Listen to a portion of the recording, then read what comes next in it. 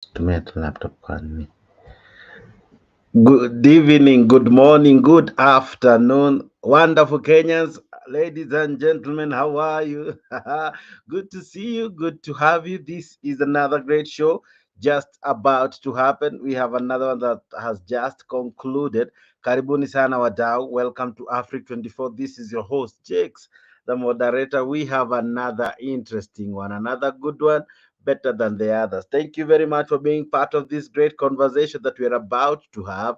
Ni juzi unatutazama ukiwa wapi? If you're joining us straight from the previous program that we have just aired, karibu sana. Zaidi ya yote hiyo tu ni burudani ambao tulikuahidia hapa Africa 24. We purpose to give you content after content, so subscribe and let this be your number one internet channel in as far as such content is concerned. So subscribe. Karibu sana, karibu sana. We have another interesting one, a good one, better than the others. Thank you very much. We are about to have another great discussion. If you're just joining me from the previous show, now this we turn gears. We were dealing with that matter. Now we are dealing with this other matter. We are talking now politics.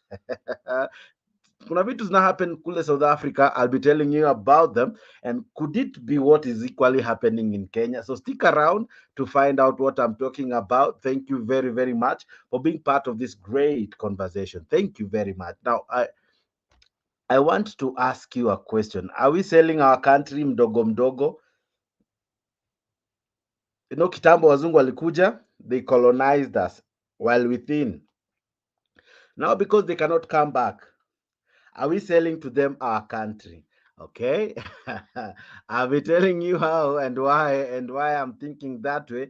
But zaidi ya yote ni juzi unantazama ukiwa wapi. Good year, good to see you. Hope you're well. I see you tayari umejaja. Karibu sana. Welcome to this show. Let me know where this is finding you. Let me know where this is finding you, because this is your show. This is your host, and this is Africa 24. The other show is just concluding, so I know the ka feeling, I know the ka feeling. Mlitaka siasa na ndo hii tunawapa, mlitaka content ndio hii tunawapa, mlitaka vitu mambo moto ndio hii tunawapa. Asante sana kwa kufanya hii kuwa your number one show. Thank you very much. Asante sana wadau. Now if you're just joining me rather, we are discussing the sales of our parastatus, the sales of KICC. I'll be telling you the lies that were told during the press that Ruto had. You know, he said that this is the profit that we make, these are the losses that we make, but what is the truth therein? Is he packaging our country in a way that he will sell very strategic things in our country in the name of zina make losses? Yeah, I'll be explaining to you in a short while how the dollar tuliambia tulicheza nayo kupitia our banks and all, and it is what has happened in South Africa. Could it also be the case that happened in Kenya? So stick around to find out that and much more. This one is a show you don't want to miss. Of course, with me, I'm armed with guys who have enough content as pertaining to the same. So stick around. Tunayo show moja fiti, tunayo show moja kali, tunafanya ile kitu, tuna discuss vitu kadha wa kadha. Okiwa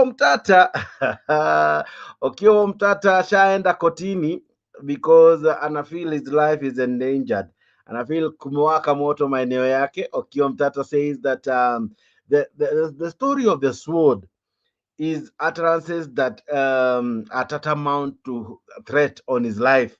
You know, him and many have a tendency to go to the court.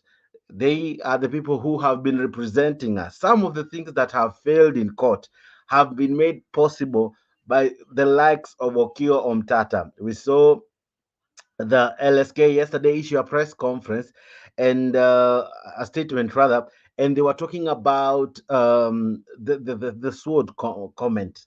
You know what the president said. The president alisema aje ya kwamba hawa watu ambao wanapinga house levy, hawa watu ambao wako na katabia kakwenda kotini, hawa watu ambao wanakaa kama wanamuoppose left, right and center, what is he going to do? He will use the sword for him, as he said, haikupeano ya kukata skuma ama ya kufieka nyasi ama ya kujinais, ilikuwa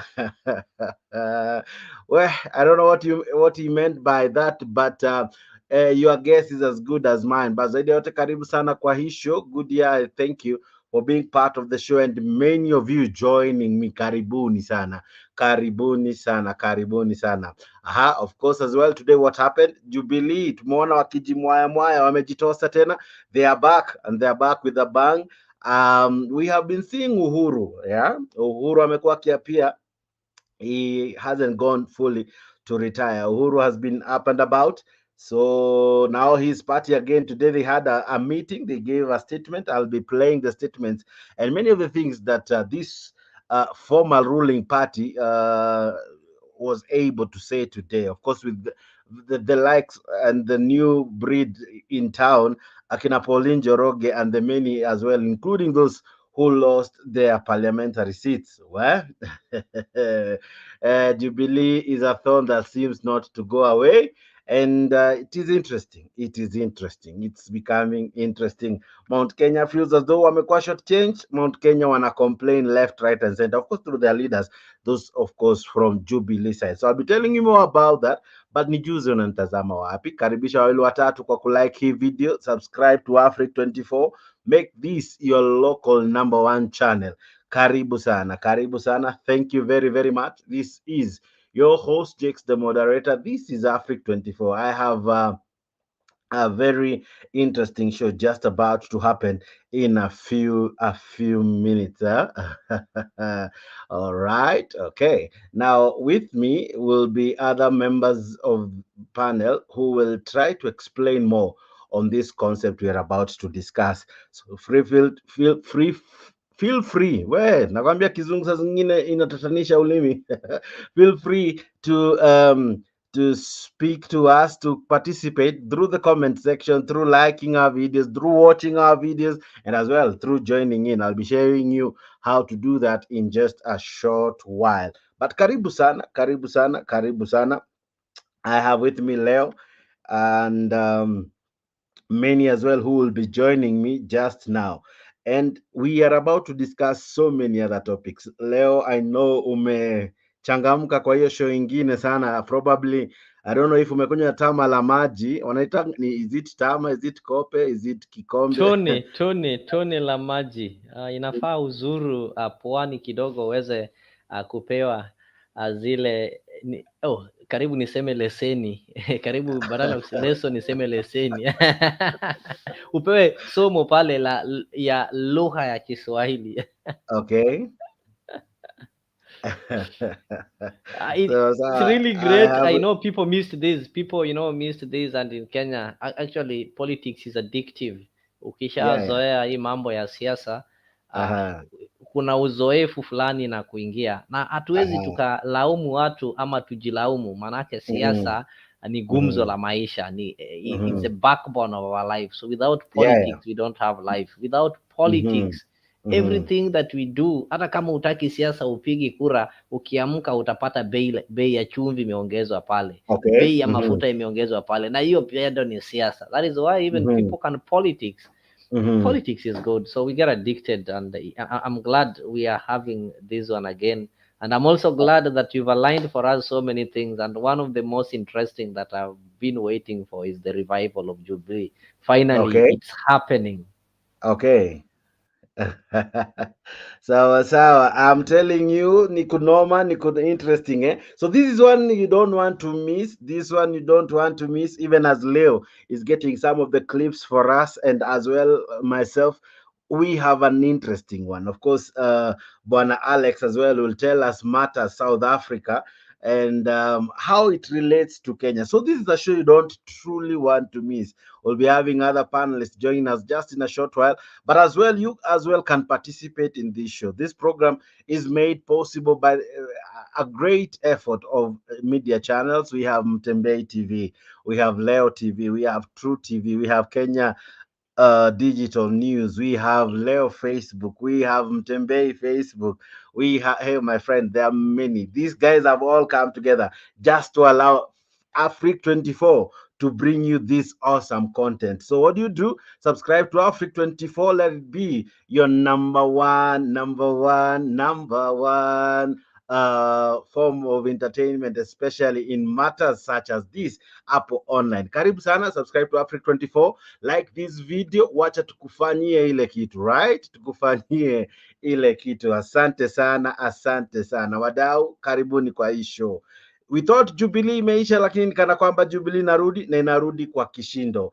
We thought Jubilee ni kama imeenda, lakini inarudi na inarudi kwa kishindo. One time Kalonzo Musyoka said that if there's a name that makes Ishongwa run and shiver and almost shit himself is the name Uhuru Kenyatta. Weh, sawa sawa. I'll be telling you why that name makes many have a cold night. So stick around, tafadhali. Don't touch that dial. Don't shift this channel. Stick around and let's engage with you. Comment hapo kwa comment section. Participate through comment. Participate by joining in. Participate by being part of the show. These panelists walikuwa kwa the previous show, so I'm sure wako tayari ku rock and roll. Allow me to allow them to greet us even in this show as we go on. So let me begin with Leo. Leo, salamia wananchi watukufu.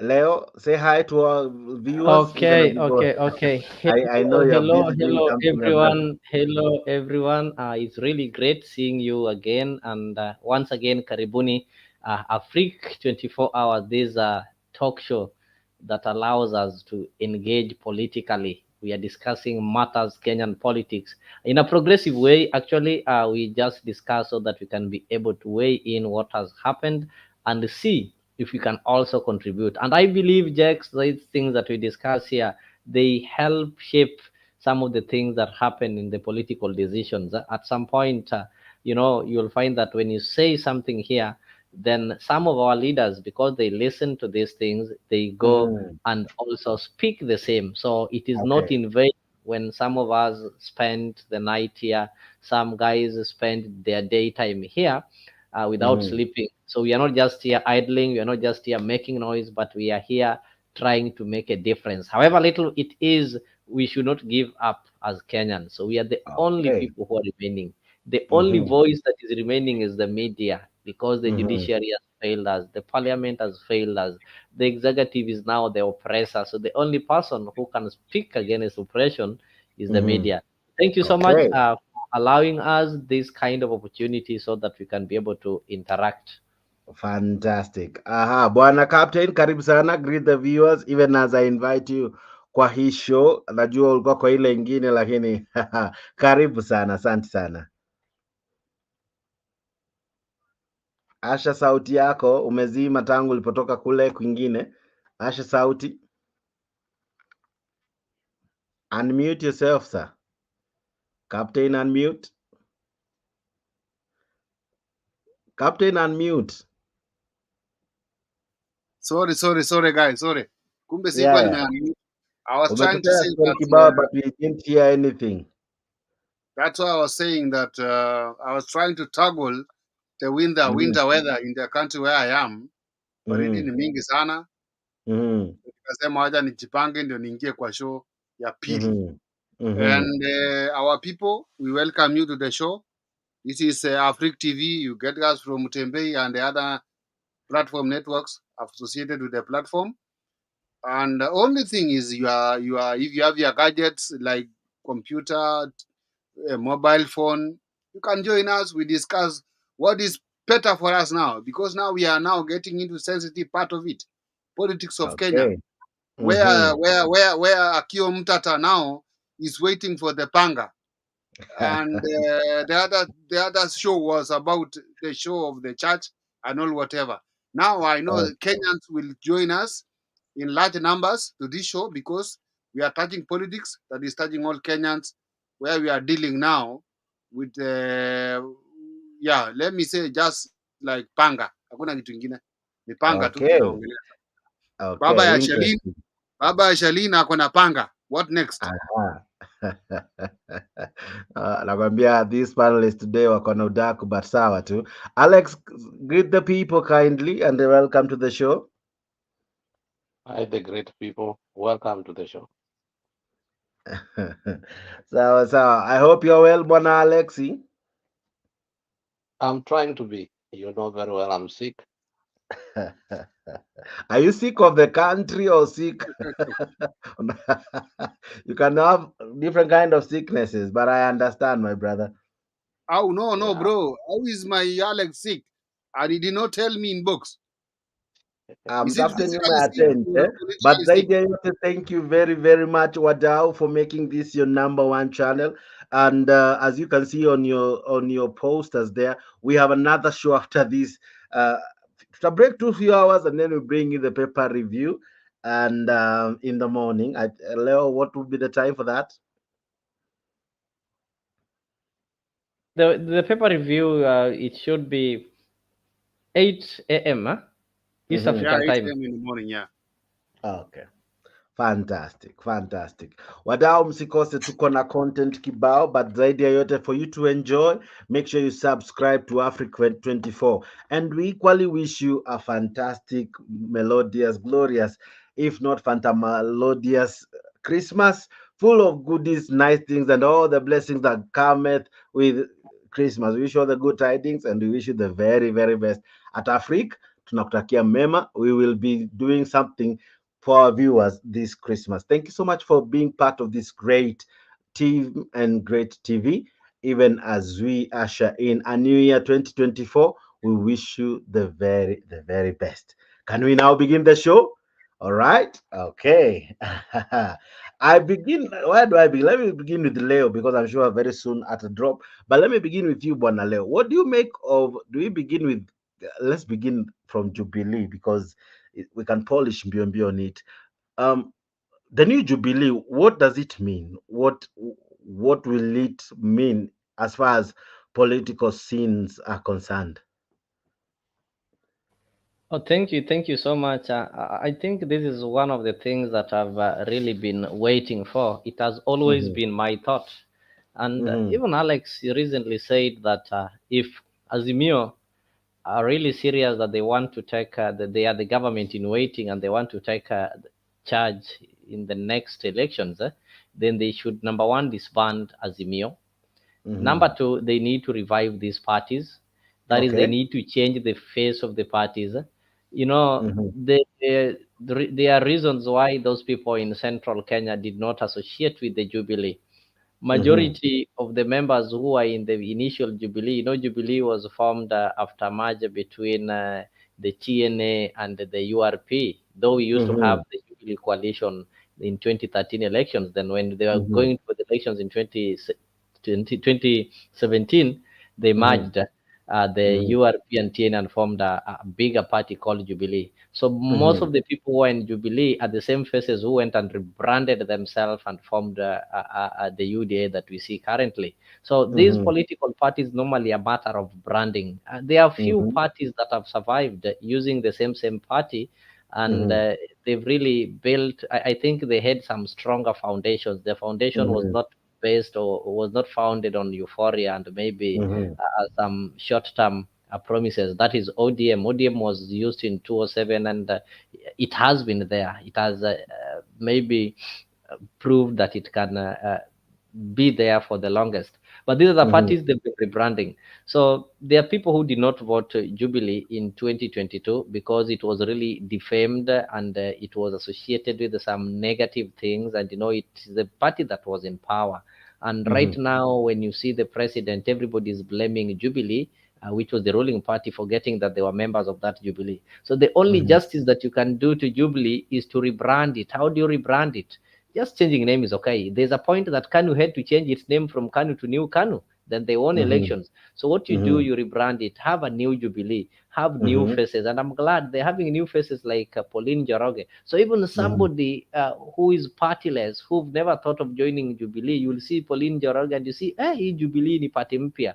Eh? mm-hmm, Like if Pauline Joroge, the person we only see in Twitter and Facebook can be given a party position, then it gives some sense of belonging. And I can tell you, Kenyans in the social media, majority of them will now have to identify with Jubilee, just for the fact that you make Pauline Njoroge be the face of Jubilee. But if you send people like Murades and Jeremiah Kioni, and they're the ones who are being seen, and they're the ones who made Jubilee to lose, people will see them as failures. They'll see that it is not serious. So watch this space. Jubilee is going to come back bigger and bigger. Just like in ODM, people like Nyong'o had to step aside. Not that they were not better leaders. They had to step aside and allow people like Ababu Namwambas to take charge, allow people like Sifunas to take charge. So that is transformation that should always happen to every political party. So those people who thought that Jubilee is dead, I can tell you from what I saw today, they have planned and the party is going to be revived. As if they will still be in Azimio, that is a matter of time. People, Azimio will not be there in 2027. Parties have to realign themselves. They used Azimio in 2022. It did not get them where they wanted. So why do you have to use the same bus? You can be the same passenger, but you take a different bus. Thank you. Okay. Interesting open remarks from Leo. Bwana Captain, we had Jogoo ambayo ilitawala miaka ambayo ilitawala na ikaambia itatawala miaka moja. Unfortunately 202 Jogoo alikufa kifo cha mende, and Jubilee pia ili suffer the same fate.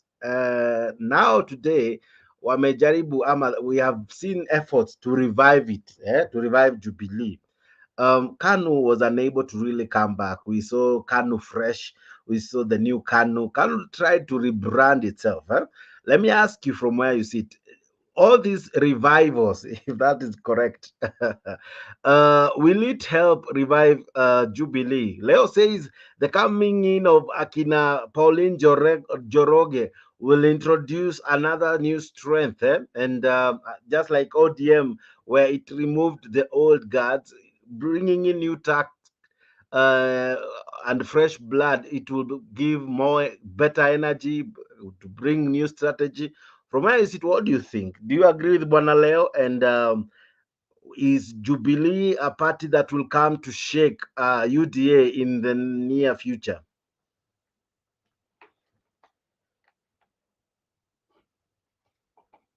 Unmute yourself, my brother. I thought you are the one who had muted me. No, I didn't. Let me ask you, Jex. Please do. And Leo Nyabaya and Alex. Do you think what do you call Jubilee and TNA is not the same thing? Just a straight answer. It is this. No, Leo Nyabaya. I'm asking my questions. You finish your part. Give me my part. But okay. Jex, Jubilee and TNA, is it not one thing? Is it not one thing? Do you think ODM and the others are not the other thing? And even URP and UDA now is not one thing. Plan your tactics very well and to see how you can win. You see, don't come here to tell us UDA, because even UDA, you are URP. But we won. You understand? We won it. Now, can you answer my question? Yeah. Will the revamp of Jubilee make any changes that might shake UDA's influence, especially in Mount Kenya? If at all, even ODM Reloaded did not shake even TNA, there is nowhere they are not going. They cannot go anywhere. Get it from me. They are not going anywhere. You come even with code, and then you come even with I don't know what, but you did not even win anything. I tell you the truth. So hizi tu ni kelele wanapiga, there is nothing they are doing. Na ekaya sa na punwasi na atiti sa kakasungura. So from where you sit, is UDA very strong? Are you asking? I am. I am. Are I'm you asking? I am asking. And he told you the other day, is it still the popular party? Right now, as you talk in the country, UDA is leading in the country. Okay. Yes. Okay, interesting. Jax, you I don't am. need to stop at there. He's telling you UDA is the most popular. And there's one thing that people fail, including the president, to understand. Popularity is not a positive aspect. You can be popular negatively. If today I kill the most wanted criminal, I'll be popular. So UDA is popular, yes. How is it popular? Is it popular positively or popular negatively? The fact of the matter is that UDA is popular negatively. Everybody is talking about UDA negatively. That is why it is popular. You ask a kid, do you know UDA? They'll tell you, najua UDA, oda ile ya wheelbarrow, ile inasumbua watu. So that is what is called popularity. So don't celebrate that Listen, UDA is popular. Leo Nyabaya, listen. So you don't need to celebrate that UDA is Listen, popular. I'm answering On your which question. aspect is Don't it go far. popular Don't waste your time to positively go or far, Leo Nyabaya. I'm negatively? That is answering you. what you people fail to understand. And You are when they going tell you far, UDA and is yet the I most want to popular, answer you you. take it ignorantly that oh, it is popular. How is it popular? Yes, it Yeah, is okay, popular, but no problem. negatively. No problem on that. Listen to me. You are going very far, taking a lot of energy to go far. Let me tell you. Are you asking us that UDA is popular to lose or is popular to win? That is The what you mean. popularity was not based on losing or winning. Popularity means do we know about it? Kuna wale wezi kijiji yenyu nimekuuliza kuna mwizi anaitwa Njoroge. Do you know about Njoroge? Yes. It means Njoroge is popular. Haimaanishi tukitaka mtu wa kuozwa msichana Njoroge atachaguliwa. Can they be ruling with losing or winning? What are you meaning, Leo Nyabaya? Winning election is a day's work. We don't even talk of After winning election. elections, you can lose the next day. The only difference is that you win elections today, then we wait for 5 years is when we go for another elections. If people are voting each and every day, then you can tell me popularity will put you in power. But because voting is done after every 5 years, I can't be popular today. I win elections, then I lose my popularity, but I'll still rule for 5 years. It is When has that done before? When has it done before? Which party has won election and then thereafter we come here to remove it in the party in the name of NAC won elections in 2002 with majority, no any other party since independence. Apart from KANU during independence, I've ever gotten the percentage that NAC got in 2002. What happened to NAC in 2007? They won elections with majority votes. 60 plus percent. You answering yourself now. Answer yourself now. What I'm answering you. Okay, let us proceed. Jakes, give us something else. He's answering himself. Yes. Wanaitwa wajamaa wa hapa hii show. Wakishindwa unaona vile huwa wanabehave No, na wakishinda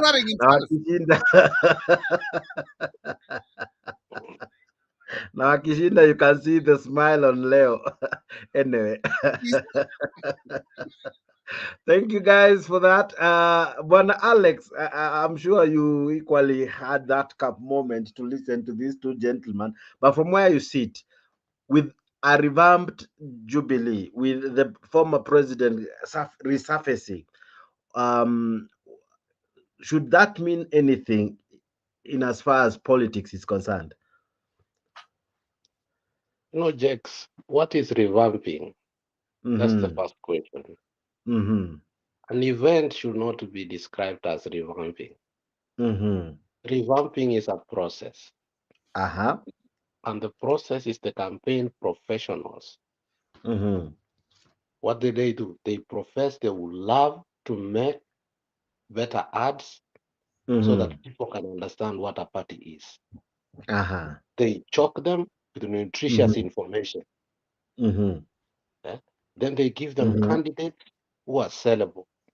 At this particular time, like Ruto gave them very minute leaders, they give them graceful leaders whose speeches inspire them.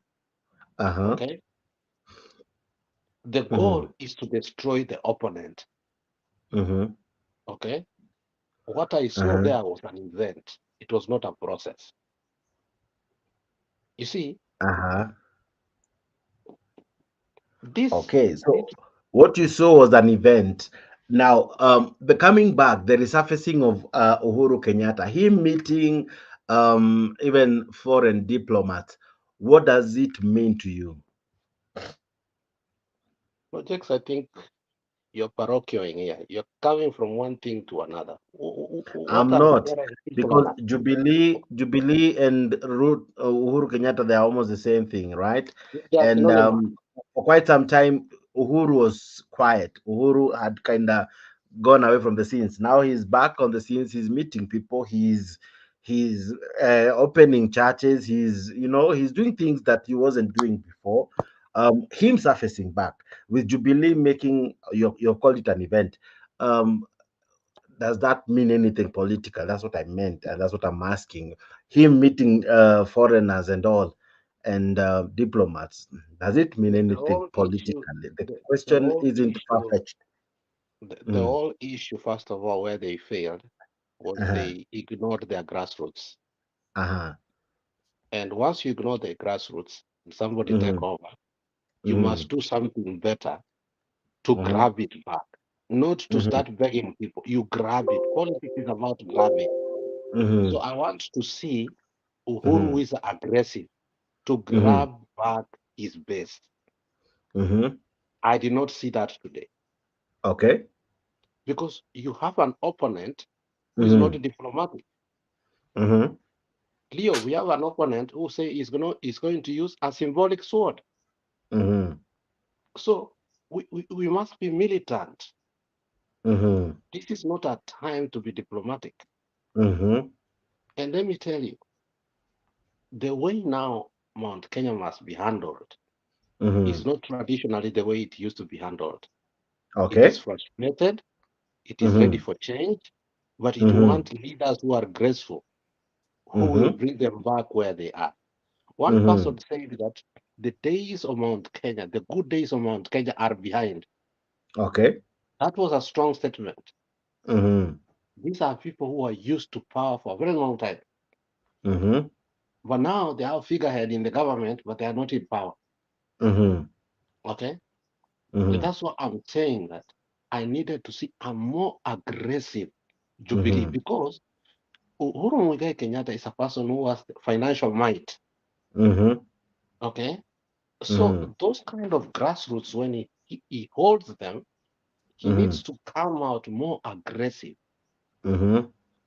Well, that was the beginning. I hope Mm-hmm. when he goes next, Mm-hmm. it will be different. Let me Okay. give him a benefit of doubt. Mm-hmm. But he let his party die. You Mm-hmm. don't let a political party die. Mm-hmm. To revamp it and bring it back to life Mm-hmm. can almost be impossible. Mm-hmm. Okay? Mm-hmm. Let him give. I'm giving a benefit of doubt, which is good.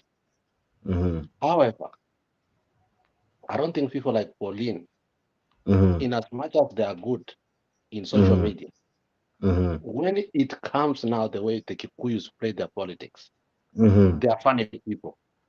Mm-hmm. They are not like Luos who are diplomatics. Mm-hmm. Those people sometimes they can be Cherokee. Mm-hmm. They like people like Moses Kuria, Mm-hmm. Wamchomba, Mm-hmm. Gachagua. So we Mm-hmm. need to see such kind of people also next to Uhuru Muigai Kenyatta. If you have Mm-hmm. only diplomats, they are Mm-hmm. not going to increase what? The steam.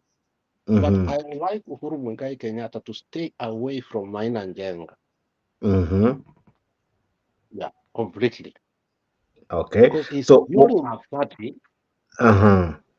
he's building a party to go Mm-hmm. to an election whereby they are Mm-hmm. going to regain their lost glory. Mm-hmm. You understand? Mm-hmm. Yeah. So we don't want populists. Mm-hmm. You want leadership. Mm-hmm. That's my opinion on that. Okay. You want leadership, not populist. Okay. Thank you very much. I see Clavins Kereta Kondani. Uh-huh. Penyagaka, I see you. Robert Masinga na kuona. Good year. I see you. Kenya Digital and many who are participating in the show. Karibuni sana. Thank you very much for tuning in to Africa 24. Kindly consider subscribing and making this your number one channel. And this number one show will definitely always find you every time we are on Okay, bwana Captain, wewe unaona kama Uhuru anaweza kuja na achukue nguvu alizokuwa nazo hapo awali? Jakes, unajua siwezi kataa anaweza chukua hizo nguvu, lakini mbona amerudi kwa kanisa vile umesema? Mwenzake mwenye alikuwa na fund ma churches akienda fundraising nini, ule anazunguka hapa akifanya harambee, mtamuuliza nini inafanyika hapa? Sasa ndio president wake. Kama amekuja akaangalia hii kitu ya kuenda kanisa, ukifund makanisa ndio inaweza saidia ama namna gani? Siwezi sema, I'm not speaking for him, but for me, maybe the former president has seen that going more and moving around the churches can take you somewhere else. And that's why you see even Honorable Kalonzo Musyoka is trying to be close to him. Maybe anaona Uhuru atasema 2027 Kalonzo tosha. And Kalonzo has been told very well.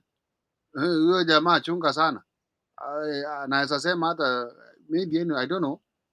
That's what I can say. Uhuru labda ameona hapa kwa kanisa kuna kitu anaweza pata kidogo. Okay. And then revive himself to politics. That's only what I can. You know, Jakes, what I don't know if Captain anasoma the politics of the mountain right now. And I think we have spoken hata tumeweka clips of wakina Wanaina, Jimmy Kiheria.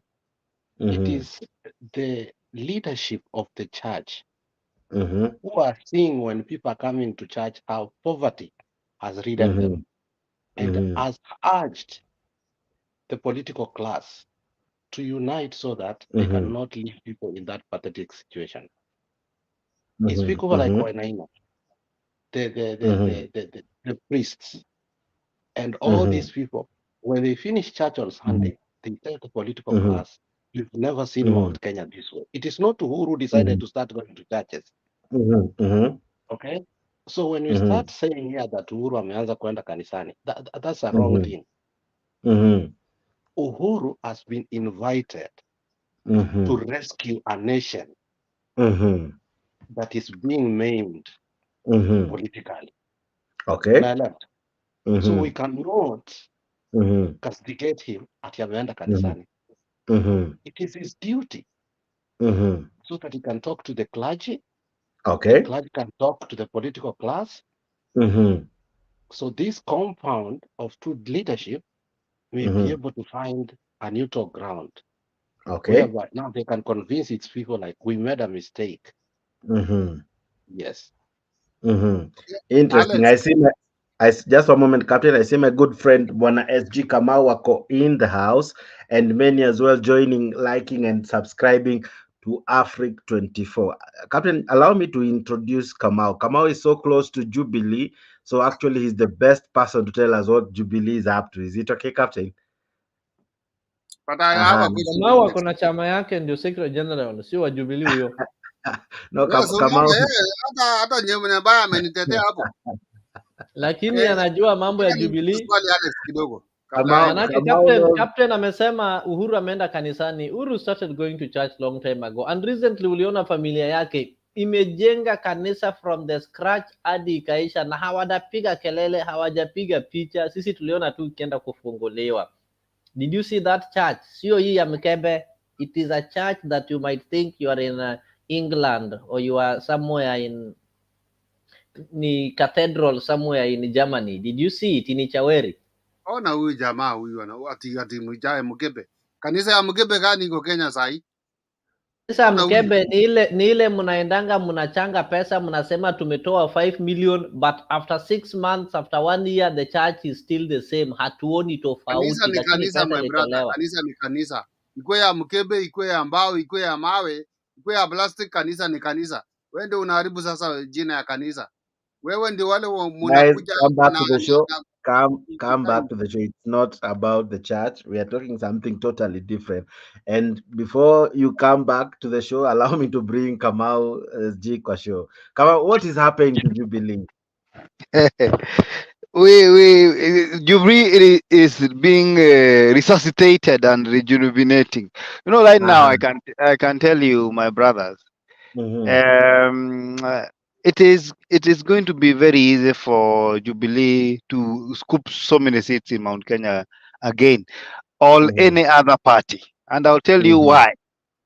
Because UDA has lost it in Mount Kenya completely.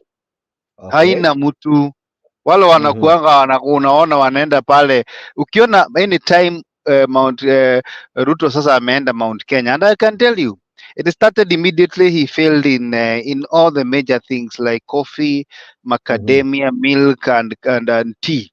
Immediately the people realized it was conmanship. Now the only thing Ruto can do it is organize a stadium like seminar where anaita watu wanatafutwa na machief na headmen na mobilization na pesa, wanaingizwa kwa tent. Wakiingizwa kwa tent wanaambiwa Ruto hata akikohoa ama anyambe, please mnapiga makofi ndio tuongoze nchi na ile kitu inaitwa propaganda. So we are aware of his conmanship. Anyway, Mount Kenya, I can tell you right now, it is coming together. The only person we are going to live in UDA, it is the likes of Dende Nyoros and Kimani Ichung'wah and Mr. Kiprono Gachagua. You know, he's a son of Moi, yeah? Huyo ni Mkale.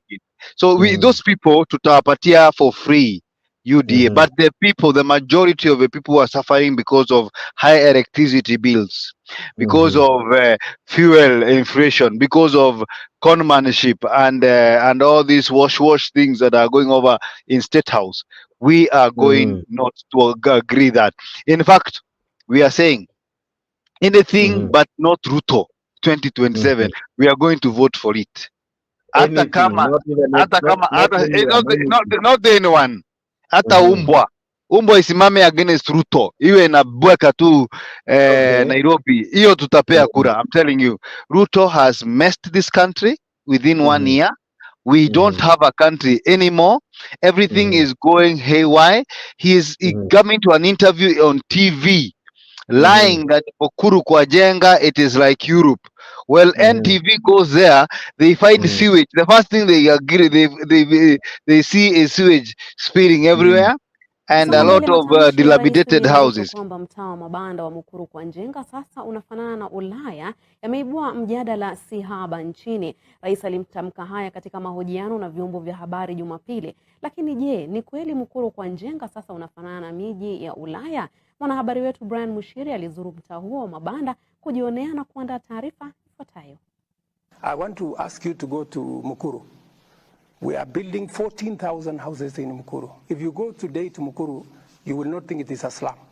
So you will think it is in Europe. Ni kauli ya Rais William Ruto ambayo imeibua hisia tofauti na mjadala si haba, akiwa katika mahojiano na vyombo vya habari hapo jana katika ikulu ya Nairobi. Mukuru, Ulaya. Kweli, niliamua kufika hapo kujionea mwenyewe kama alivyotuambia rais.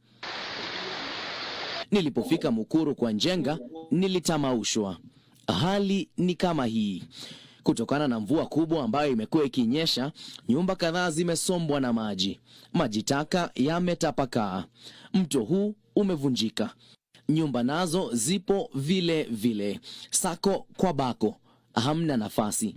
Watoto wanacheza barabarani huku mama mboga wakiuza barabarani pia. Hakuna anayeonekana kujali usalama wake ama hali ya afya kwa wanachokula au kuuza. Tofauti kubwa sana na Ulaya. Mukuru kwa Njenga, Ruben na Kayaba ni mitaa ya mabanda ambayo inatarajiwa kusaidika kutokana na mradi wa nyumba za serikali. Mute alafu endelee.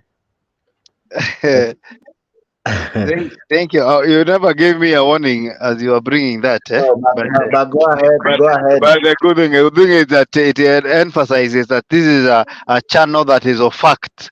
Sisi hatutabeba ujinga. Sisi hatuvugi kuku. Sisi zote hatujatoka Sugoi bro. Sisi we are educated Kenyans. na hatuwezi bebwa ufala kama hawa watu wanafuatafuata rais kupatia so watu wa Sugoi waamini kwamba Mukuru ni Europe, lakini sisi watu wa Kenya, tutabeba ufala because huu rais nakwambia Jex, saa hii Somalia na Colombia they have a better president than Kenya. This is the most useless president in the face of earth. Mtu wa uongo.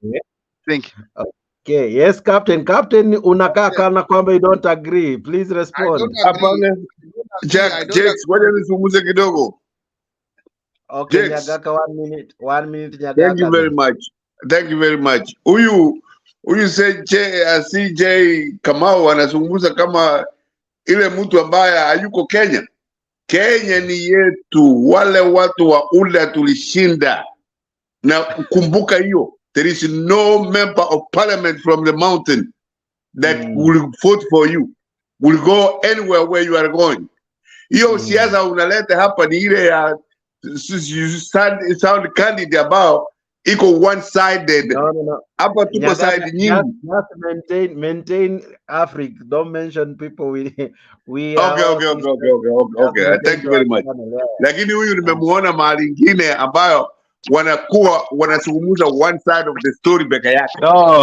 No, I've been mentioned. Point of order.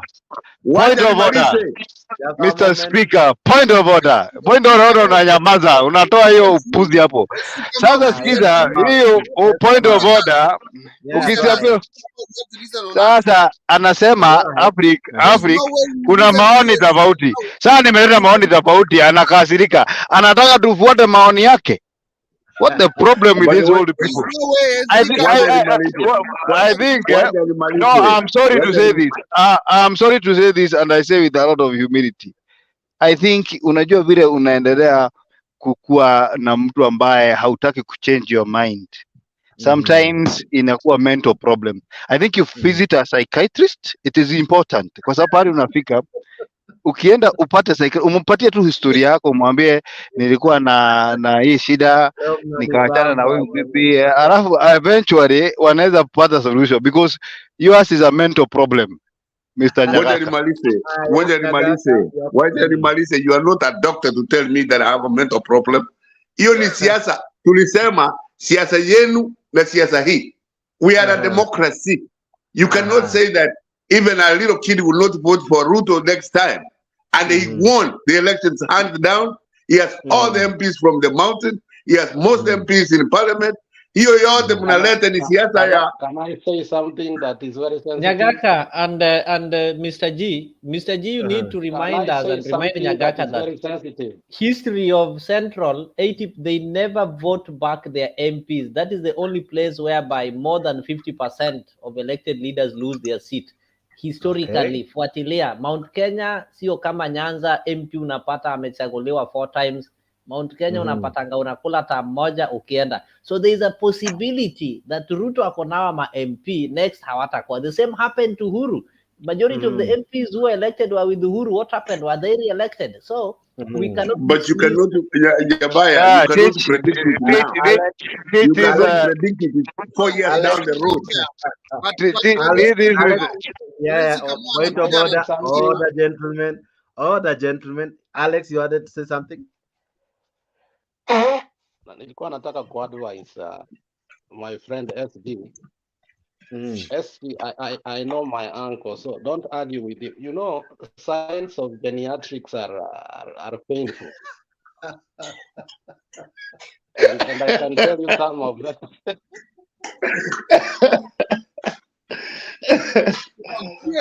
Some of them. I can tell you one of some of it. Redundancy. One of it, redundancy. We won the election. The second one. Wewe Alex unafanya watu walikula peace waogope. Mwingine anasema ati captain sijasoma wale. My father, tafadhali kubali nimalize. have this. That is where I am until now as we speak. Relax, Captain. Naelewa ulikula feast. Relax. Yes, Alex. So, Penny si ati nakutukana. Penny, I love you so much. But I've seen No, a lot Captain, of times. no, Alex. Alex is not you, bro. It's not you, my brother. I know you. You are a good friend of mine. Why He's don't you somebody allow in the me to comment finish? section. He's Alex, somebody in the comment section and Captain. Clarice. And I claim ni kama ale nilipia fees. Ni kama No, ende mama. Captain, never, one moment. Captain, never attack anyone on the panel list. Never attack anyone kwa comment section. Never do that. Yeah. Kila mtu ana maoni yake. Kuna wale watakupenda, kuna wale watakuka. Don't go there. Now let's go ahead. Now, you guys, I think we are back, and that was a nice break. Kidogo ya kuni nice.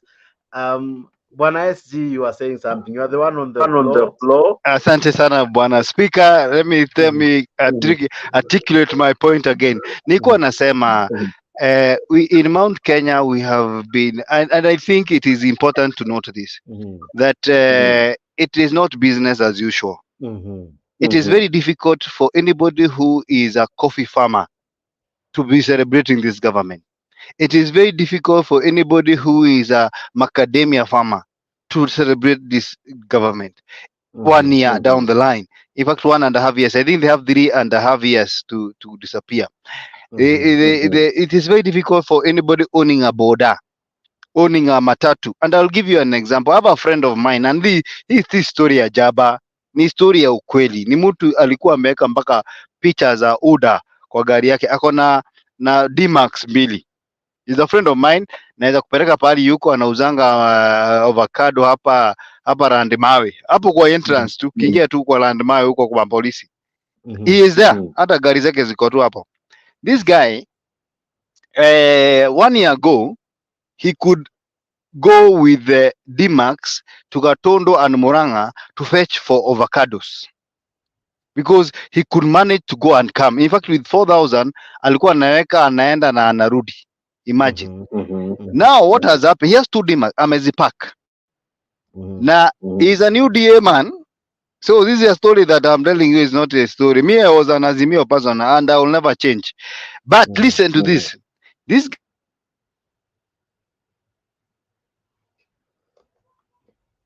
Kamau, are you still there? Okay, even as Kamau is coming back. Penyaga, can I give you a minute to respond? Yes, unaona watu wabaya vile Mungu hiyo tu nakubali na SS Kamau that time is rough in Kenya today. Taxes imeumiza watu wengi, hata huko kwetu Kisii watu wanalia. So vile Mudavadi alisema, vile president alisema tubatie miaka 3 4, miaka 3 2, alafu to change all this. Lakini as of right now, vile huyu mheshimiwa anasema ni kweli, watu wanasumbuka.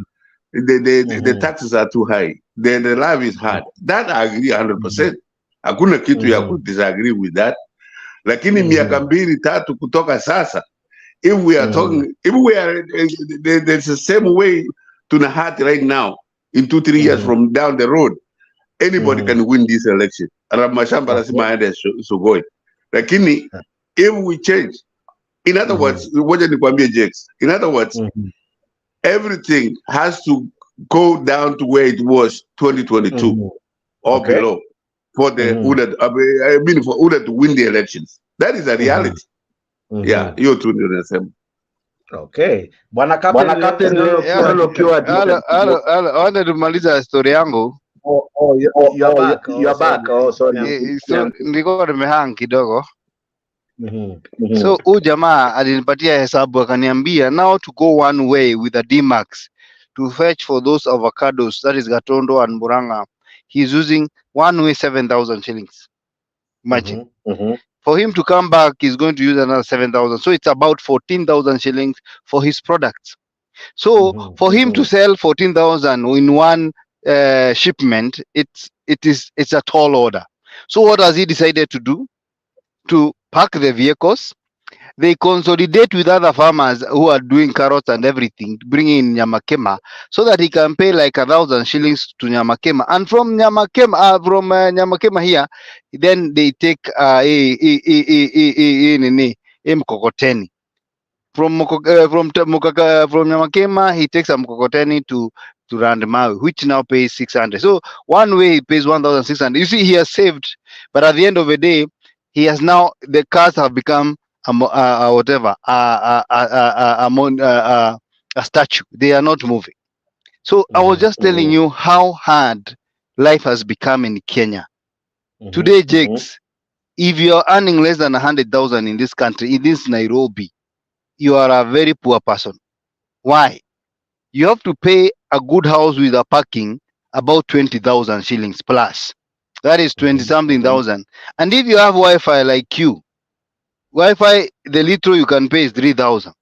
So 25 plus 3, that is about 20, almost 29,000 shillings. If you add now electricity, which is coming again to the 3,000, particularly if you take a shower, unless you are like Leo, who takes showers after 2 days. But any other person who takes daily and in the evening, that is 4,000 per month. So that is 35,000 shillings.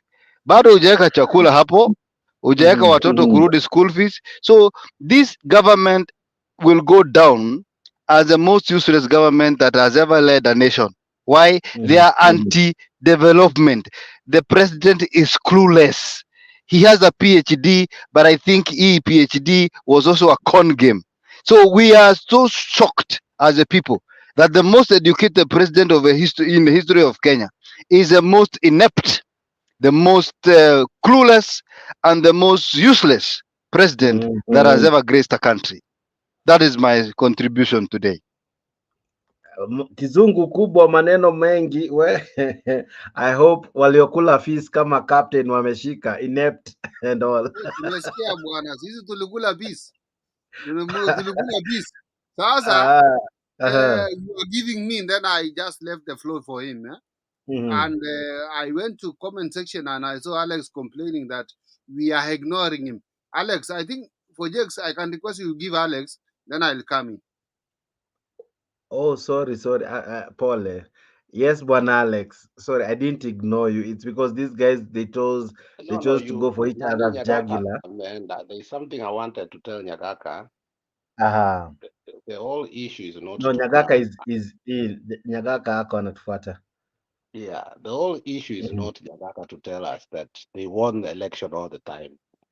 That is not progressive. That is not helping us. There are issues that have happened even in areas that they voted for the president, like the issue of security in Barigo. They are regretting because they voted him particularly, not even for the economy, for security. So for him to come here every time to start saying, we won the election, you need to accept it, I think that's not being progressive. Argue based on ideology. Say this is happening, this is happening. We know, and that's why we used to refuse he's not the president. But we have acknowledged he's the president, and he has a duty. And that is the duty we are saying, okay, this duty should be effective. Unaelewa? I don't know kwa nini SG ameenda. There's something I wanted to tell. SG, just come, please. There's something I wanted. Thank you, SG. SG, I was reading a story in South Africa this week. And it was about the politics of ANC. And Zuma came and said he's not going to campaign for ANC this time around. He's going to actually vote a new party. So I started investigating the reason. For some reason, Zuma said when he was the president, his minister for sports went somewhere to eat dinner, who was Mbalula. And Zuma that time had decided to change the economy to benefit what? The black people. And Mbalula was given this information. Tell Mr. Zuma, if he tries to change the economy, we are going to mess up with the rand. This is Oppenheim, one of the richest people in South Africa. So the issue of the economy, the way in Angalia, it has been taken over by the white man, because the parallel between South Africa and Kenya, sangine na nishtuanga, through the energy sector, the Kenya Airways, the politics, the way they are controlled, the way elections are not, these people in South Africa, they don't even win election. They are just put in. So I think now we need to fight our war from a point of truth, that these foreigners that are controlling our politics, how can we deal with them? It's no longer Ruto who is doing this. Okay. Ruto is being given directives. Okay. Now these directives, we must do something to take away. And these people are in Laikipia now. I never knew. In my investigation, Laikipia is controlling, the white man in Laikipia is controlling the economy of Kenya right now. Okay. They are filthy rich. These are people with planes who come from Laikipia, wanaleta watoto wao Nairobi na wanarudi huko jioni. So SG, is it that the white man has sabotaged the economy of the Kikuyus? And Ruto does not know what to do. Alex, nipe tu sekondi mbili yako, sekondi mbili tu. Nanyuki tuko na shooting whatever, wazungu wanakujanga kufanya shooting huko Nanyuki. Pia tuko na tropical airport ya wazungu. Who is controlling this airport? Because hatujuangi Kenyan government kama wana control hiyo airport iko Nanyuki hapo. Who is controlling that airport? Wilson Airport Eldoret na huko yote Nairobi, Kisumu inakontroliwa na government. Who is controlling that tropical airport in Nanyuki? So SG anaweza nisaidia hapo.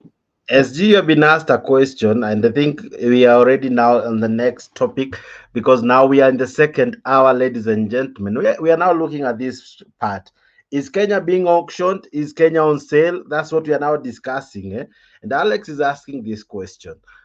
Could it be that probably there are things that have been sold, especially in Mount Kenya, in a way that Ruto is unable to bring them back? Of course, he has brought the examples of South Africa. I'll be playing clips to emphasize what Alex is asking. But SG, what do you think? Is the white controlling us? Are we having the new form of colonization, where we are even selling our property, our land, our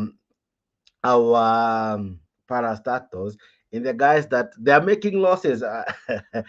And they're not really making that huge loss, as he was explaining on Sunday. I'll be showing you the huge errors William Ruto was making when giving figures and quoting figures that were not factual, especially on how much KICC gives, how much KPA, Kenya Pipeline Authorities, gives.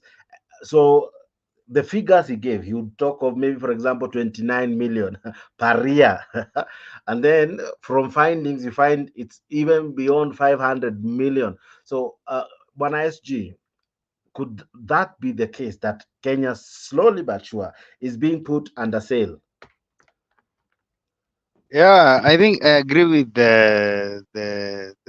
with Alex, because it is very true. We got what we call the physical independence, where the Muzungu is no longer your MP, is no longer your governor, is no longer your president, but the Muzungu is your economical boss. I want you to tell me, Jakes, today, which meaningful company in Kenya that has no links with France, with England, with the USA? I mean, I want to give you examples, and I'll just pick a few. The whole household names: Standard Chartered, Barclays Bank, Vodafone, that is Safaricom,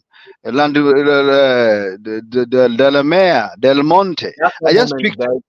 Is it possible to have any of you kwa camera? Isikae kama ni mimi tu ninaongelesha a group of dark. If you can have your cameras on, kindly.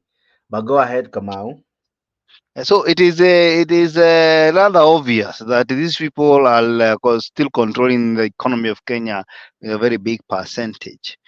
And they have done that for many years. In fact, even the days of Moi, they were there. In Kibaki's time, they were there. The only difference with the Ruto, it is because these are two people or two groups of people who who hate the Mount Kenya.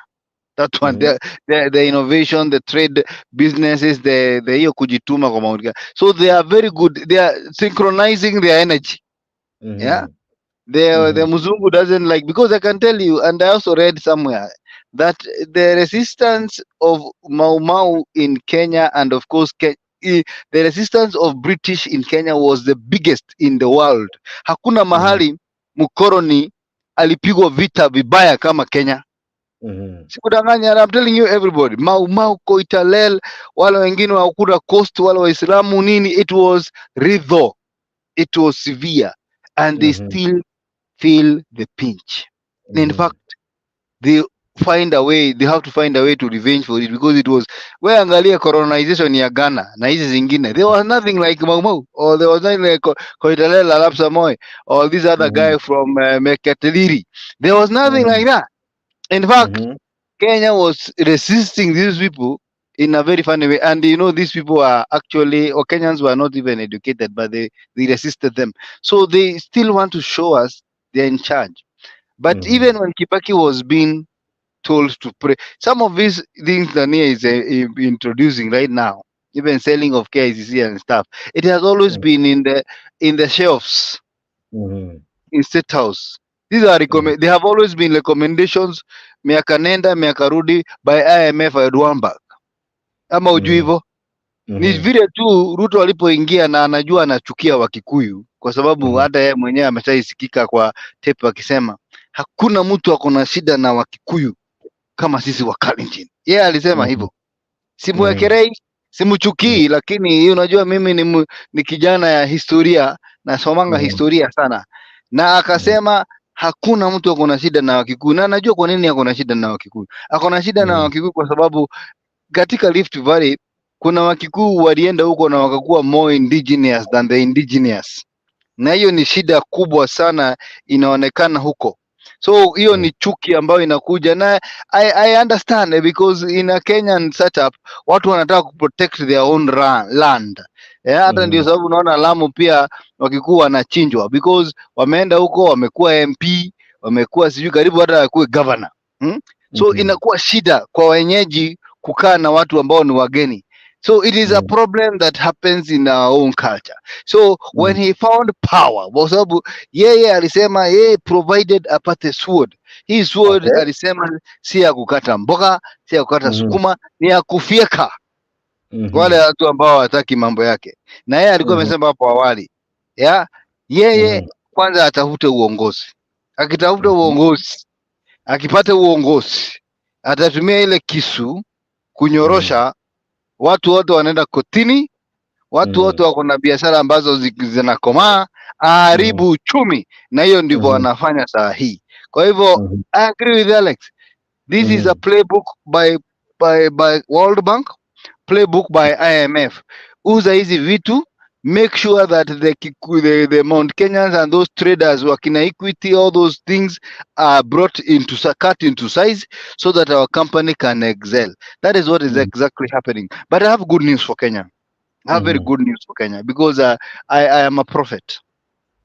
As he's doing this, he needs to manage, as he manages politics and manages things, he manages economy. There's something else that is getting out of hand, and that is the people. 2 years ago, whatever is happening in Kenya happened in Ghana. And I want to tell you what will happen. And I'm advising Kenyans, because I love the Kenyans who are listening. If you have money in the bank with this kind of leadership, get out your money from the bank, put it in land, in shares somewhere, even outside Kenya, buy goats, buy chicken, and buy something that cannot be taken by the government. Because once we pay the Eurobond this December, it will mean that our government economy will be shaken, and there will be a possibility of not even be able to pay the civil servant. In June, some of the commercial loans from this bank in China will mature. Then, if that one defaults, you know what happens? What happens is normally will happen, even that's what happened in Ghana.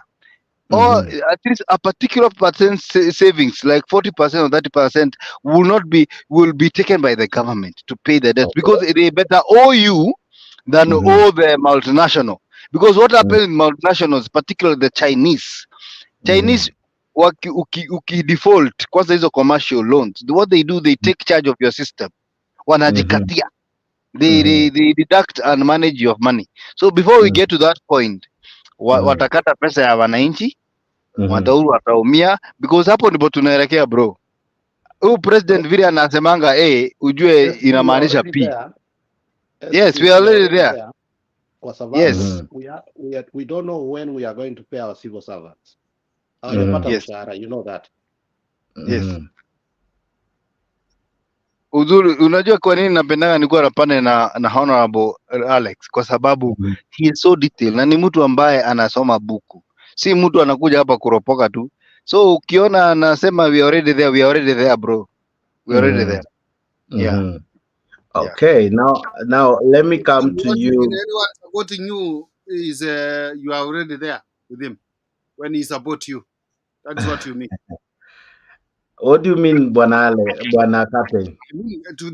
This man called himself SG, that if somebody that is not defending UDA and is supporting Jubilee or the nonsense of ODM and all whatever, he can tell us that that's why I'm supporting you, Alex.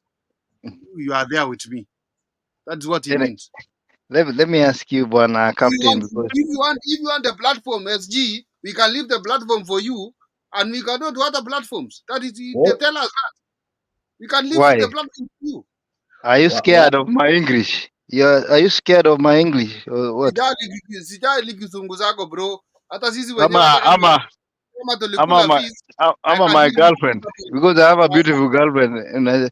But listen to me. Ya kando hauna mpango ya kando. Sasa girlfriend utapata wapi?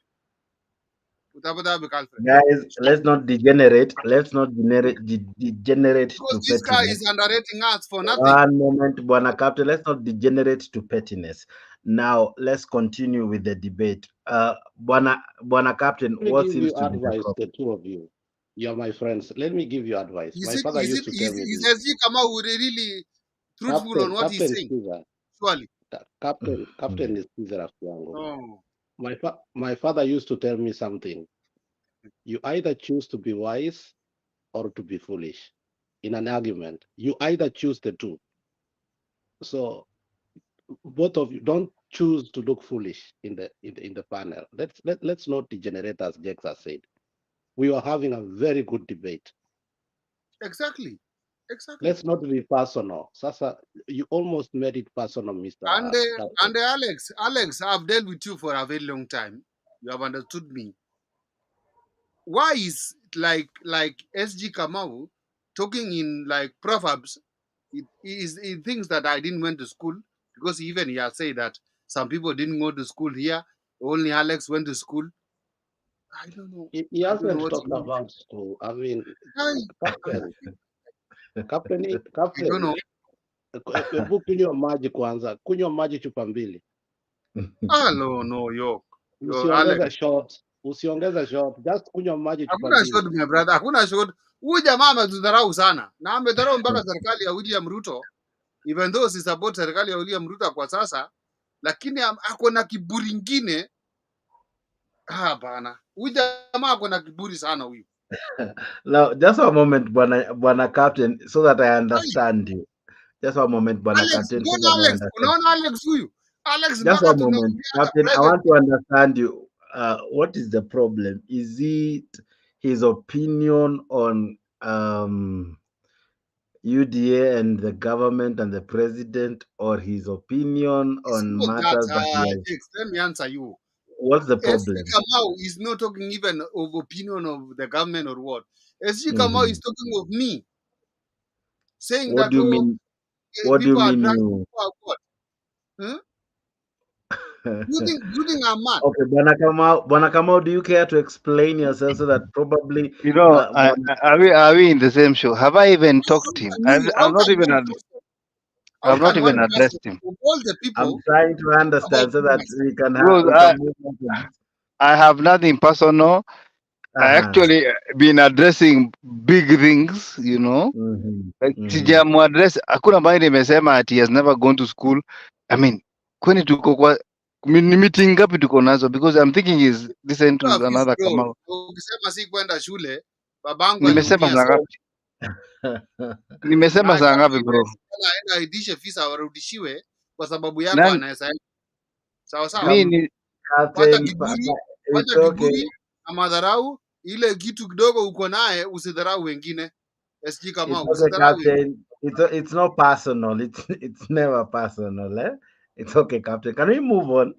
Can we move on? There was something you guys were talking about which I loved and I liked. And I think Kamal, that's what he was dwelling on. Eh? We were talking of Yes. just one moment, Bananyagaka, just one moment. We are now talking about could our country be on sale?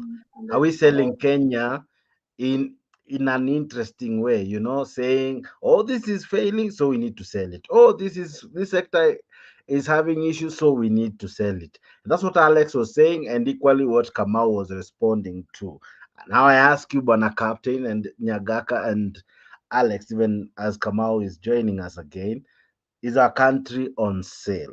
That was the topic, right? Okay, can we move on from there? Yes, Can I Nyagaka here. can I try that? Yeah, please do. Yes, Jakes, we are not selling Kenya at all. Mm-hmm. We are not selling Kenya at all because the post office was that's where Safaricom was born from. Mm-hmm. East African, the bank, Kenya Commercial Bank, is the largest bank in East Africa. Those who are only sold shares so that they can, private investors can take over, and they are making a lot of money out of it. So there is nothing like selling Kenyan pipeline. KCC ikiuzwa, there is no problem because if, like the president was explaining the journalists on Saturday or Sunday, if we make 15 billion, like what the Safaricom is doing, what's wrong with that? Why should we really hang up like we are selling Kenyans now that we have assets that are not as much productive as they need to be? If we can put them in the hands of the local people or the common people that are really have money, what's wrong with that? No, we are not selling Kenya. We are only selling the assets that are not, like the Kenya pipeline, say, for example. The people from the Ministry of Energy appoints those people that are working for Kenya Pipeline.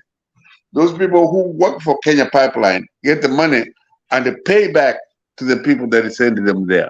So if you have the private people having those companies, they will source the money and the same source, and it will make more money than it is not making right now. Mi naambia huyu kijana yangu Alex, here in America, there is no company other than post office and army. There is no company that is owned by the government.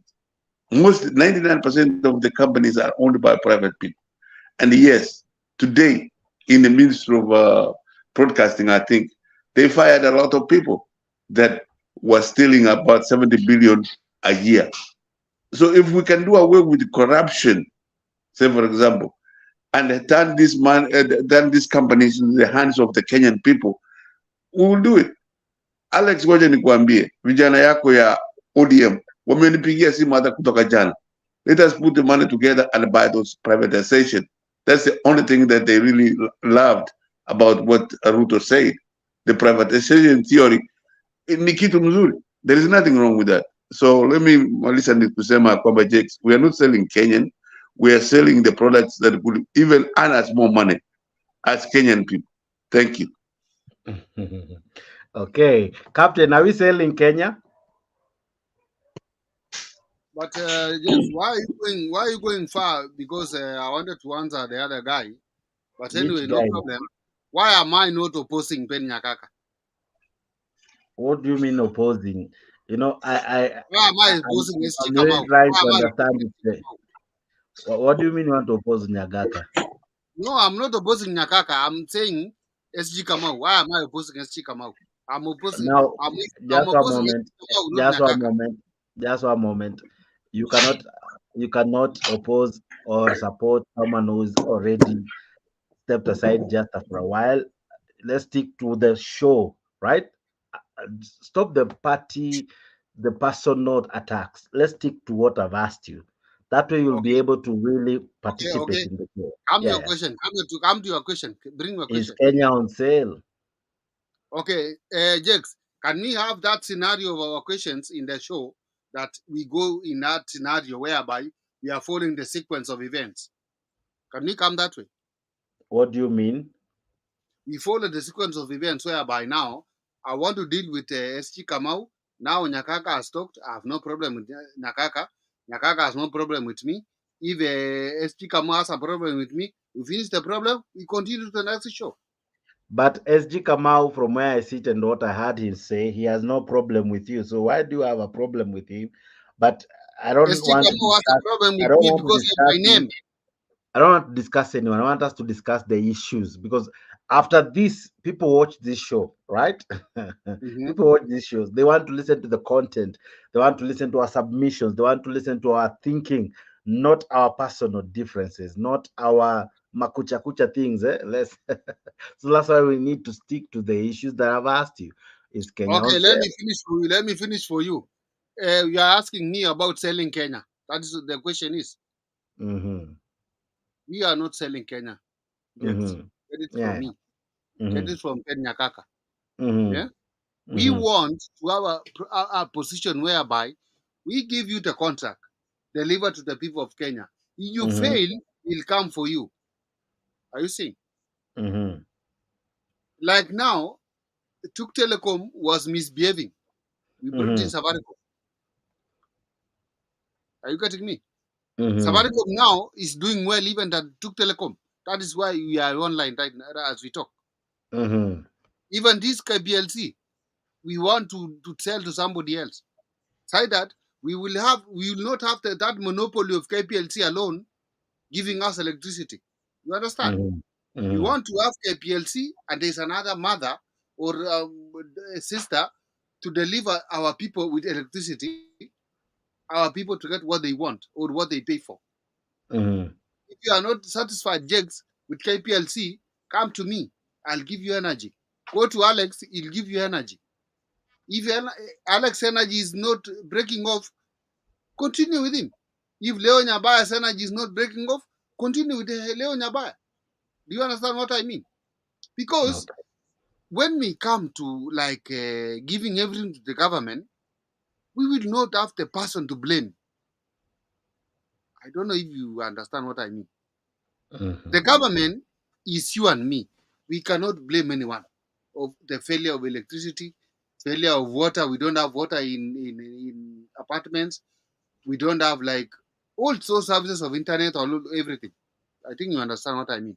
So mhm, when we privatize this thing, mhm, like KICC, the way the president was saying the other day, we'll be able to generate money or taxes and we deliver the taxes to our people of Kenya. okay. You understand what I mean? I am trying to. Uh-huh. No, if you are trying to ask me the question that is forcing you to try to understand, what is that question? Now let me ask you from where you have just left your comment. Yes. Why him? Why now? This is a regime that already people don't trust. This is a regime that has been known to sell narratives, to sell propaganda, innuendos, and fictitious sentiments, but the truth is never mentioned in this government. So why sell KICC now? Why was that not the case in other regimes? Other presidents have worked very hard to reinstate the former lost glory of KICC. He he went to the level of even almost demeaning it, saying it's almost a photo center where people go to take photos.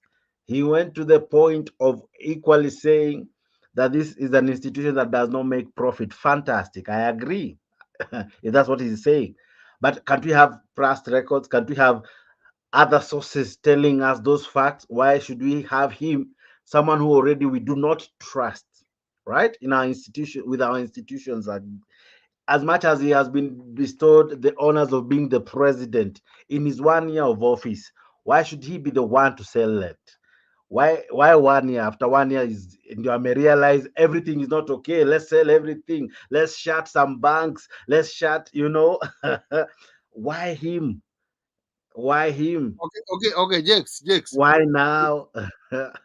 Jakes, let me ask you one question. What has he said so that we can really prove it's true? Okay, Jakes, let me ask you this. President said himself, KICC is supposed to be bringing how many billions in a year? How many billions in a year? 30 billion. So you want me to break He said the KICC facts? itself has to bring 30 billion in 1 year. You see? Now we have to Telecom that is already failed. We have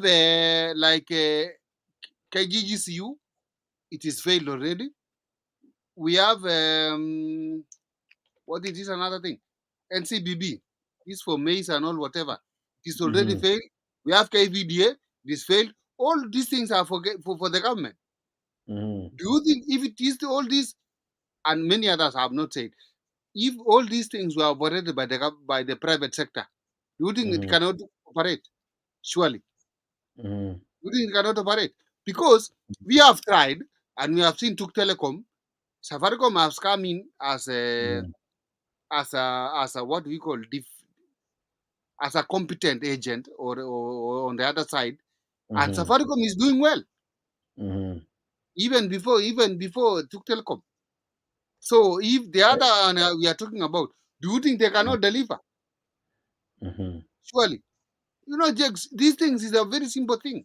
You have to talk to yourself and ask yourself, surely, if this one has done this and they have succeeded, what if we try the other ones?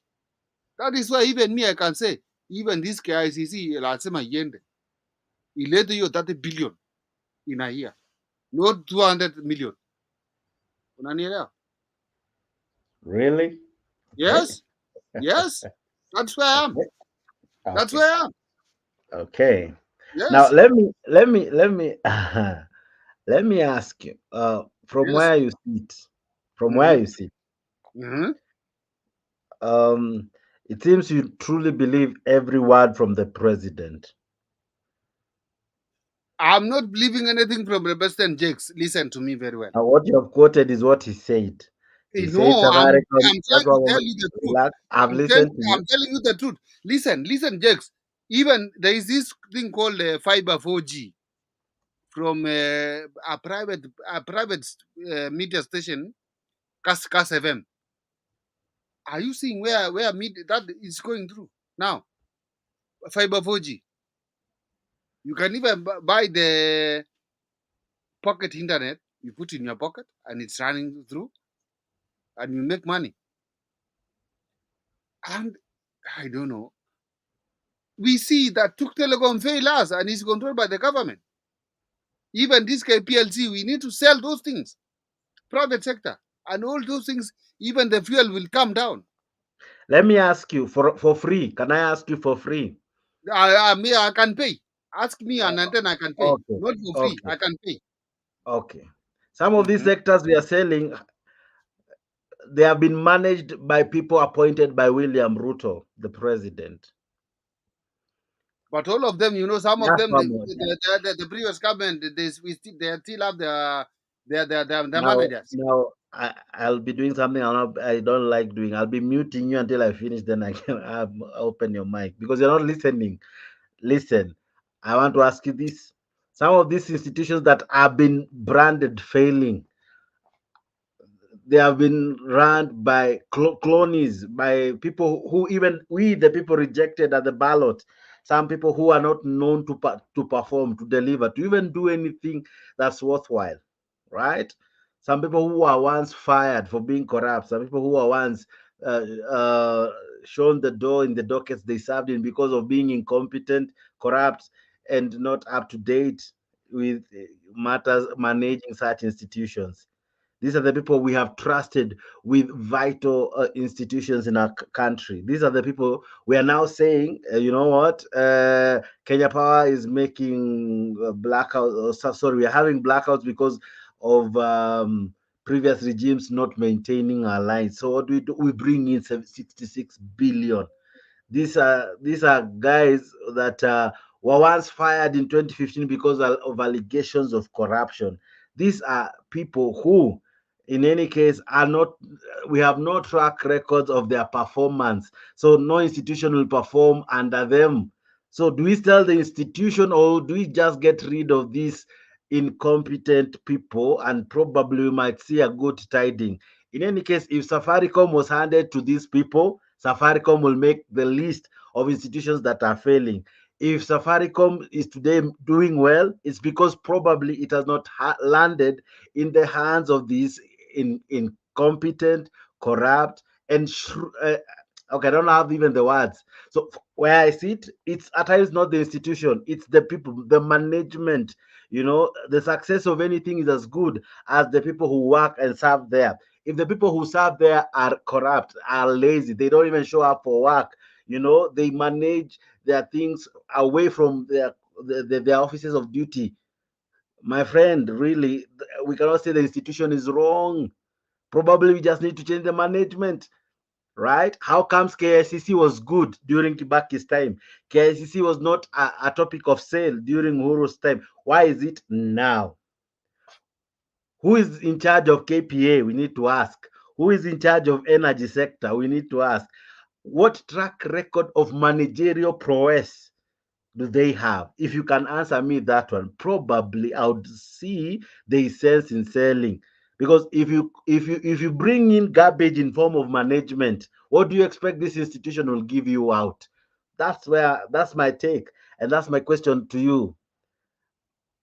Okay, Probably Jakes. do you need to change the management, because some of the people placed in these offices, some of them, we the people rejected them either in the ballot or in places they wanted us to appoint them or elect them or have them in charge. We rejected them, but someone, because amekuwa president or amepewa that high office, ameturudishia, right?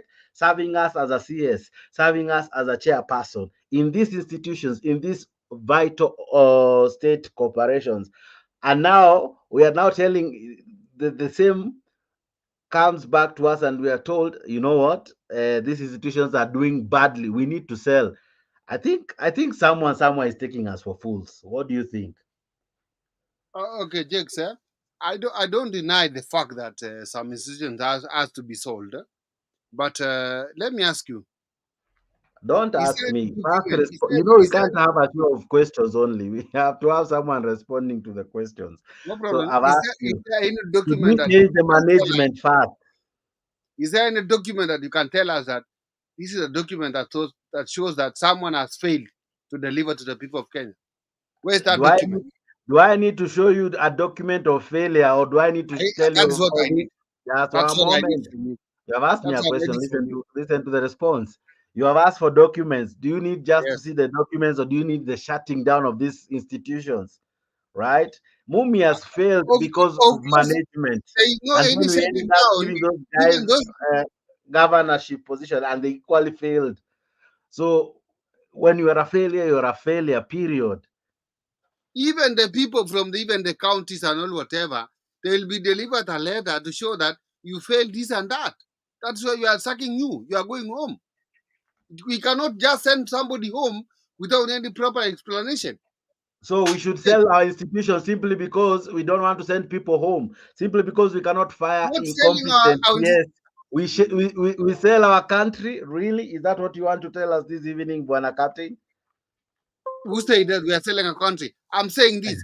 We are privatizing the issue because our people, instead of going to deliver to Kenyans, they deliver to their tumbograts. You understand what I mean? So now that they're delivering to their tumbos, should we now sell our institutions? Not selling, privatization. Differentiate What is the privatization difference and between the selling. two? What's the difference between the two? Okay, Jakes. When we privatize, maybe you have a company, it's not your own company, but it's a private company, you are not owning. It's a group of people. You understand? You cannot decide by your own self, but you will decide with the management, we decide with your committee that we are taking this and that. Not privatization, my brother. Why are you so rigid to understand the truth? Now you're making me feel ashamed to be learned, but anyway, thank you very much, Honorable Of Alex. course, you are feeling ashamed to be learned because your You're teacher making taught me you wrong. Your teacher sorry taught to you say wrong that thing. as a moderator. I was supposed to say that, but No, because you know what? that's the truth. That's And the when truth. you're told, you become angry. But the truth is this, No, Mr. that's the truth. Captain. I'm telling you the You truth. need to really No. engage. Okay, fine. Allow me not to engage you further. Allow me to talk to Alex for now. Alex, No. Bon Alex, Finish with me. can I ask the questions then? Now that we are not making any progress, Bon Okay. Alex, is our country on sale? Of course, yes. Yes. Yes. Yes. That's what I mean. This huyu captain hatumwelewi. Mara we are not on sale, but when someone says we are on sale, he says Tunauza nchi Jex kwa sababu ya uchinga ya Wakenya yangu mimi na wewe. Umesikia? I refuse to be classified there. But let me engage Alex for now. Alex, what do you mean our country is on sale from where you sit? Jex, since Mm-hmm. independence, Mm-hmm. we have had Kenyans of high caliber go to other countries and manage companies and be able to produce some of the biggest companies in the world. If you look at CDC down here, Kenyan Slidi, the guy who wanted to become the governor of Nairobi has always gone to other countries to work, and he has produced. People like Ochuodo have had international experience. So, as you said, we have refused to take technocrats to run companies, and we have got cronies, and companies have failed because the cronies are a conduit of corruption. So we don't need to sell those companies. We can restructure the management, subdivide the company, and decide how to run them, and do a pilot experiment. Even if people say that we sold Safaricom, Safaricom was not sold. Safaricom is the other day that it was sold. Safaricom still remained a Kenyan company under restructuring of management. When Kenya Commercial Bank was going to the grain, we decided to bring Oigara in. And Oigara did a superb job to a point. We started having Kenya Commercial Bank in Sudan, Uganda, and all over East Africa. Was that not a Kenyan who performed? When he retired, he went to Southern Sudan. He has done a superb job. So the whole issue is we are refusing to accept that we also have Kenyan excellency. Okay? So that we stop having these cronies. We have real people who are capable to manage things so that we can be a product of job building. Okay. Okay? So for us to start saying that, and it's not us who are buying that. Those companies are, once we bid them, they are going to be so expensive. They are going to go to the hands of multinational. Just where you and me are going to get the money. For example, KPLC, that's an energy company. You think it's going to be less than 100 billion? Kenya Pipeline, you think it's going to be less than 500 billion? Where mimi na wewe tutatoa wapi pesa tuinunue? It is the multinationals who are going to take over. That's my fear. And once they take over, they are going to restructure the human capacity development, the management. And our people are going to be phased out that they did not do what? They did not perform.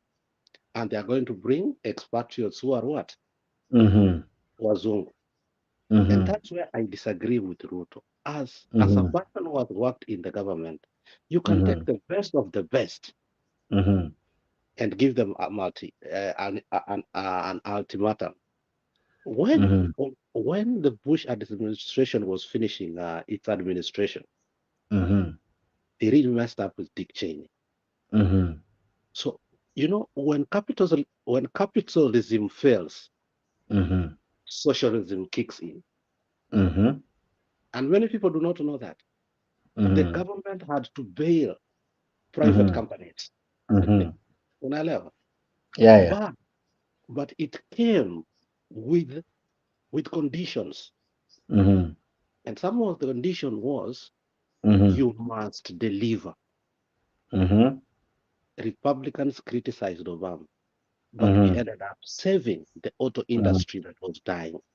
Did they sell it? No. They dealt with their problems, and they were able to salvage those companies. Today, they are thriving. Okay, China has done the same thing. Japan has done the same thing, and you can see many companies in the world. For us to take parastatus and start saying that we are not able to manage them, then why are we taking en masse people to universities to give them education? Tell me, why are we taking people then to school? Does it mean our education is substandard? We are not able to manage some things? It brings a lot of questions that are our schools substandard? Are we lesser of human beings? So I would like an experiment whereby we give ourselves an experiment and say we must resuscitate. Okay? When we could not do some things last time, Uhuru did not go that way. He decided if you people have refused to become what? Corrupt. He brought in KDF. He told people, if you have refused to stop this nonsense called corruption, he brought in KDF. Was that a wrong idea? No. Now, Bwana Alex, I want to ask you something that he said that really caught my attention. He said he spent over 1 point something billion to refurb KICC just to host the climate summit. Now,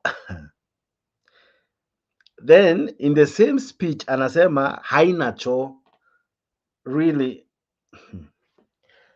anyway, sometimes the nini inachosha even thinking about what he said. Yes. I re-listened to the speech of Ruto again. The guy lied from point to point to point. The guy was just there lying. To a point, I started asking myself, how are these journalists feeling when they are being played like this? There are many things he said that were not true. So we should not even talk about what he said. It's tiring. It's nauseating. Like Mr. Nini say, it's inept. We degenerate to a point that we become like him. You can't say you used billions of money, then you say he doesn't have a toilet. You can't host a climate change without toilets. You can't. Because there are people who come to see if that place has the condition to host such kind of things. Yeah, you don't just hold an international. That's why Kenya has an opportunity of holding some of these things. Tanzania has no. Kenya has had a privilege. Why? Because standard-wise, we are better than everybody. So from there, you can see he's talking that he's wanting to use it as a conduit that hakuna choo, atoe tena pesa aende kufanya nini? Ati anaenda kujenga choo. Yeah. Now, these people, they have a way of spending our money to justify corruption. Stima imepotea siku mbili tatu. The first thing they say, we had a funny regime in the previous regime while to buy fake generators. Okay, fine. Now they are saying they want to spend 66 B to fix power outages.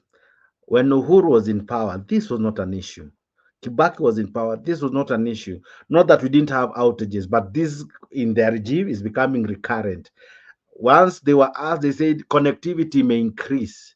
From where you see it, how many people have been connected to electricity this year compared to the last mile that happened after 2013 election?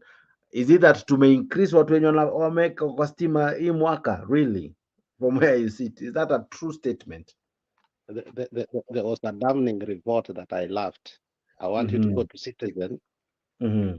If you can be able to download that clip.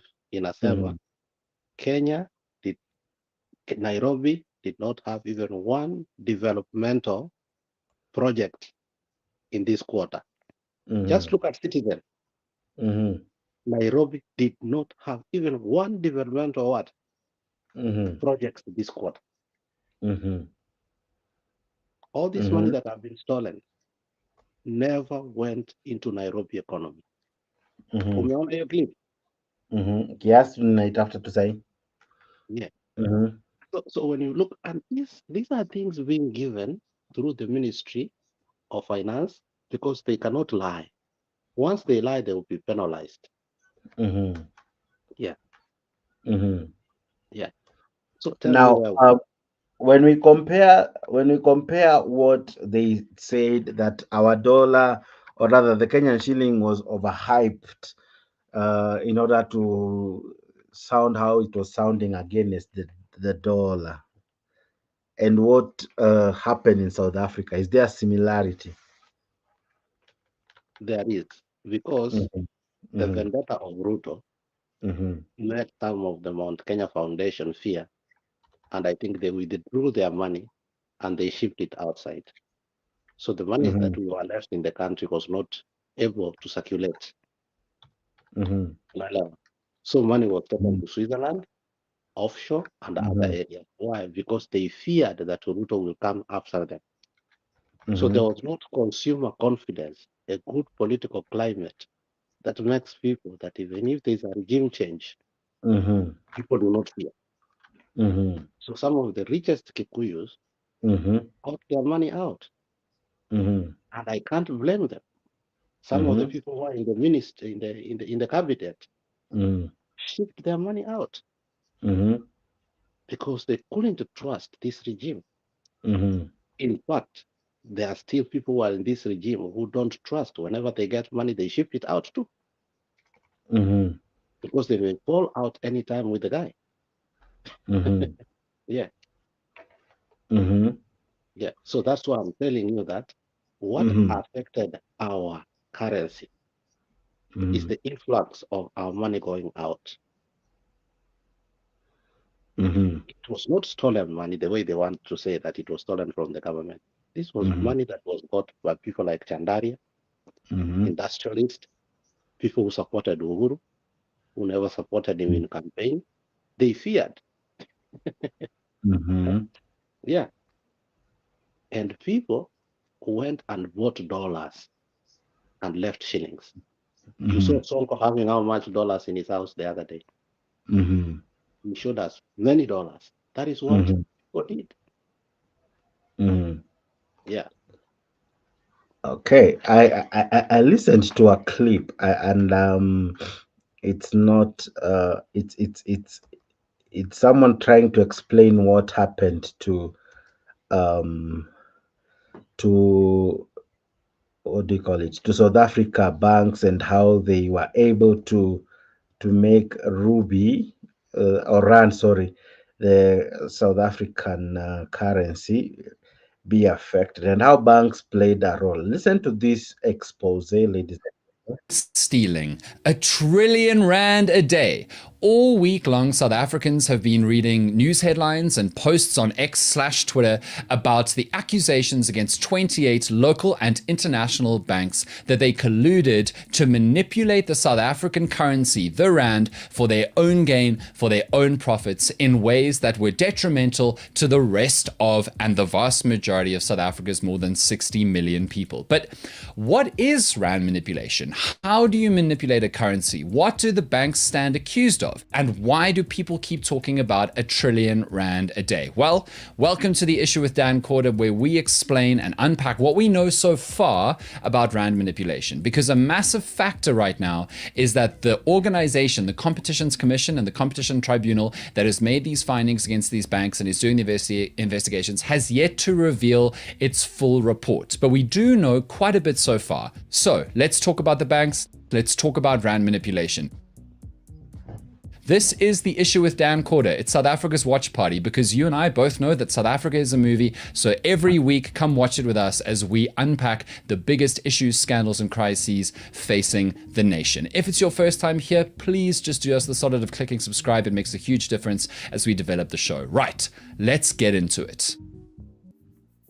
So in March 2023, South Africa's Competitions Tribunal added 9 more banks to a list of 19 local and international banks that included like Credit Suisse and Barclays and Bank of America.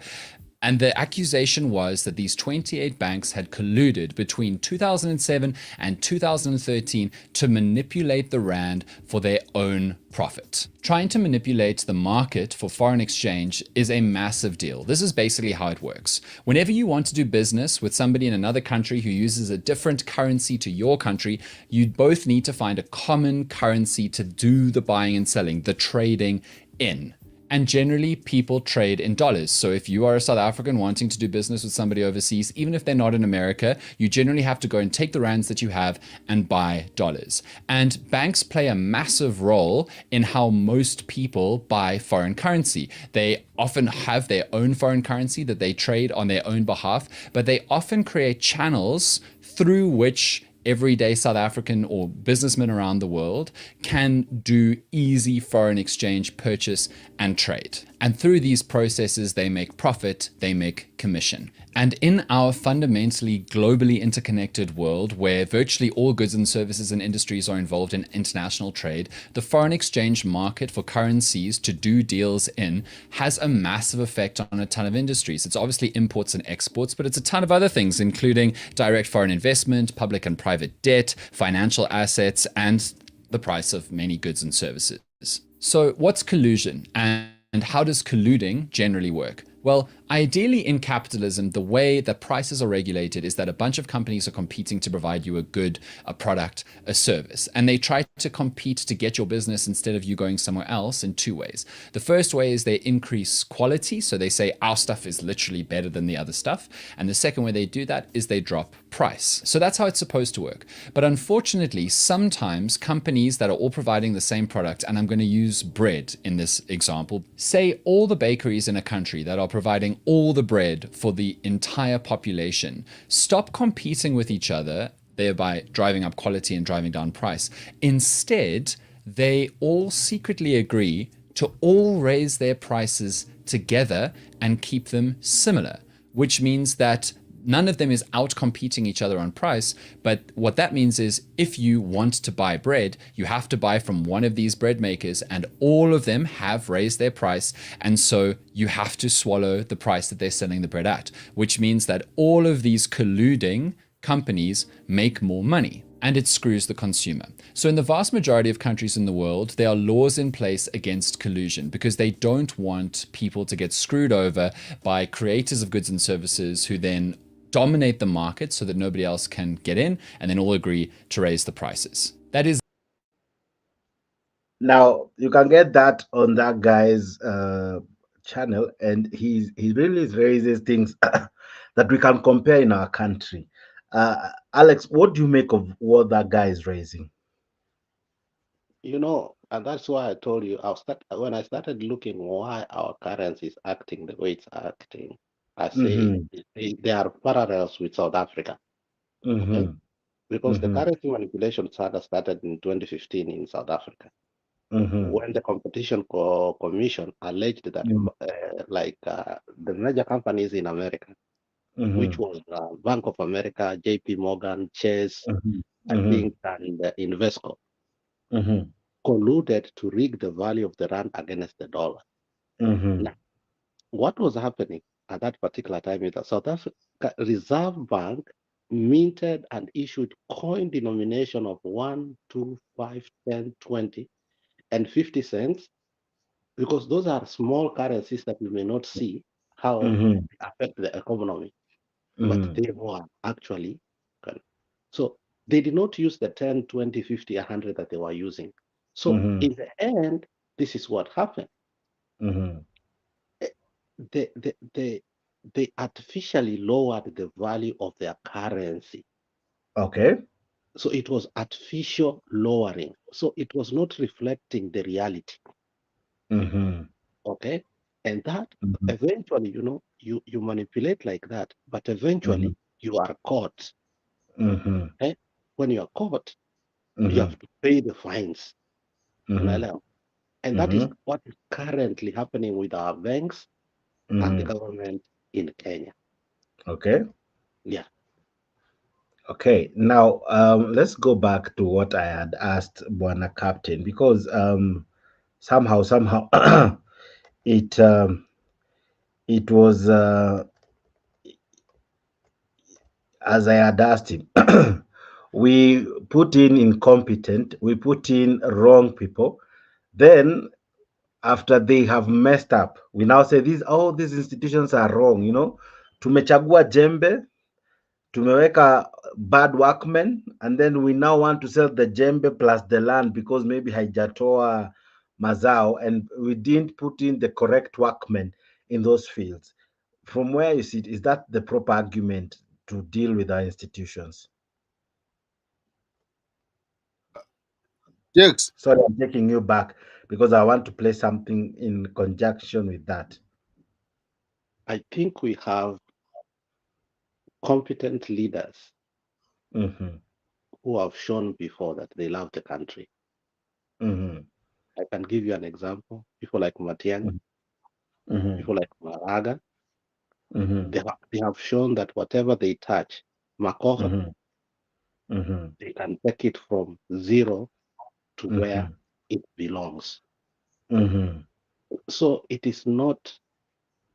It is not the problem of not having leadership. It is cronyism, which is protectionism of power, because they want to swindle money from these companies. Parastatal officially or traditionally have been used as campaign money tool. Yeah, that is the problem that we have in that. Parastatals have been used as a conduit of money for campaign. If we separated ourselves from that culture, we could create even bigger parastatals that could, employ more people. So I think Ruto is wrong on this. Let him do an experiment too. Okay. Now I want to compare what that guy said and what William Ruto said in as far as creating something that's not true so as to justify a certain action. Say that we are making losses. This building is making terrible losses. That's why we need to sell it, or rather privatize it, because we are making losses. Now listen to this, ladies and gentlemen. William Ruto pamoja na wanahabari Jumapili ikigusia masuala ya kitaifa. Rais William Ruto aliweka wazi masuala kuhusu faida au hasara kutoka kwa taasisi mbalimbali za serikali. NTV ilifanya ukaguzi wa ukweli kwenye mahojiano ya rais, na hapa ni maelezo zaidi na Melita Oletengez. Mnamo tarehe 27 Novemba mwaka 2023, Wizara ya Hazina ya Kitaifa na Mipango ya Kiuchumi ilitangaza mipango ya kubinafsisha taasisi tofauti za serikali ili kuepuka hasara ambazo ni ovyo serikalini, na kati ya taasisi hizo ni jumba la KICC. How much money do we get from KICC? Last year we got 29 million. The other year we got, I think, 40 million. How much? 40 million. What a waste, you know? Hata hivyo, mnamo Septemba, usimamizi wa KICC ulitangaza kwamba ulikuwa umejizolea mapato maradufu. Kwa muktasari, milioni 956 katika mwaka 2022-23. Kati ya Januari na Juni mwaka 2023, milioni 516. Kati ya Julai na Disemba mwaka 2022, milioni 440.9. Kenya Pipeline Company is a company that is worth 300 billion Kenya shillings. How much? 300 billion. 300 billion. How much money are the people of Kenya getting from Kenya Pipeline? I think it is only once or twice that we have gotten 1 billion a year. Otherwise we get 200 million, we get 300 million. Kulingana na ripoti ya mkaguzi mkuu, muktasari wa kampuni ya Kenya Pipeline ni kama ifuatavyo. Shilingi bilioni 7.5 kabla ya ushuru Juni mwaka 2023. Milioni 6.2 kabla ya ushuru Juni mwaka 2022. Hiyo inaashiria asilimia 21 ya ongezeko kabla ya ushuru. When we open Post Bank, we lose 3 million. In the last 5 years, we have lost 1 billion shillings every year. How much? 1 billion shillings every year. Because nobody wants to make a decision about Post Bank. Rais vilevile alisema kuwa benki ya Post Bank inaleta hasara ya shilingi milioni 3 kila siku, ila utafiti wetu unaonyesha hali ni mbaya zaidi. Ripoti ya ukaguzi ya afisi ya mkaguzi mkuu inaelezea benki ya Post Bank kuwa na hasara shilingi bilioni 1.4 hasara ya kila mwaka. Hesabu ya siku 248 za kufanya kazi kila mwaka ina maana kwamba benki hiyo inapoteza shilingi milioni 5.6 kila siku. Huku rais akisisitiza kuwa mageuzi katika sekta ya kahawa yanazaa matunda. Takwimu za uuzaji kahawa Nairobi zinaonyesha biashara imepungua kutoka tani 4,300 Agosti mwaka 2022 hadi tani 192 Agosti. Okay. That is that. Bwana Alex, when you listen to such figures and what the president said and the truth, is it justifiable to privatize? Really? Privatization is not a bad thing. I don't think the Ruto government can privatize companies in a just ways. There will be kickbacks. There will be buying of stakeholders. Remember when we were trying to privatize IPOtize Safaricom? Remember Kivunya was the Minister for what? Finance. And he had a big problem with what? With Raila. They fought for a long time before they accepted. The reason was the Kibaki administration wanted to take the stake of Safaricom 30%. Okay. So what we are saying is this, when they are taking over those companies, they want also to buy big time shares. Yeah. So that is why we say we don't trust you with privatization. Yeah. Jakes, I'm not feeling well. I understand. I understand. Yeah. Now, I've spoken a lot. I might decide to go. I'm feeling a little bit guilty. Yeah. But Captain, are you there so that we even wrap up together? Okay, Captain seems to have fallen. Yes, I might be there, but I'm not. I think I'm lost from what you are discussing from there. What are we discussing now? I'm lost. I think you can continue from there. I'll join you, please. You are an interesting son of a human being.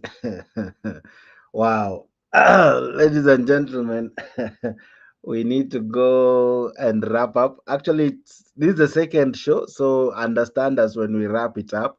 But we were trying to look at several issues. One is our country on sale.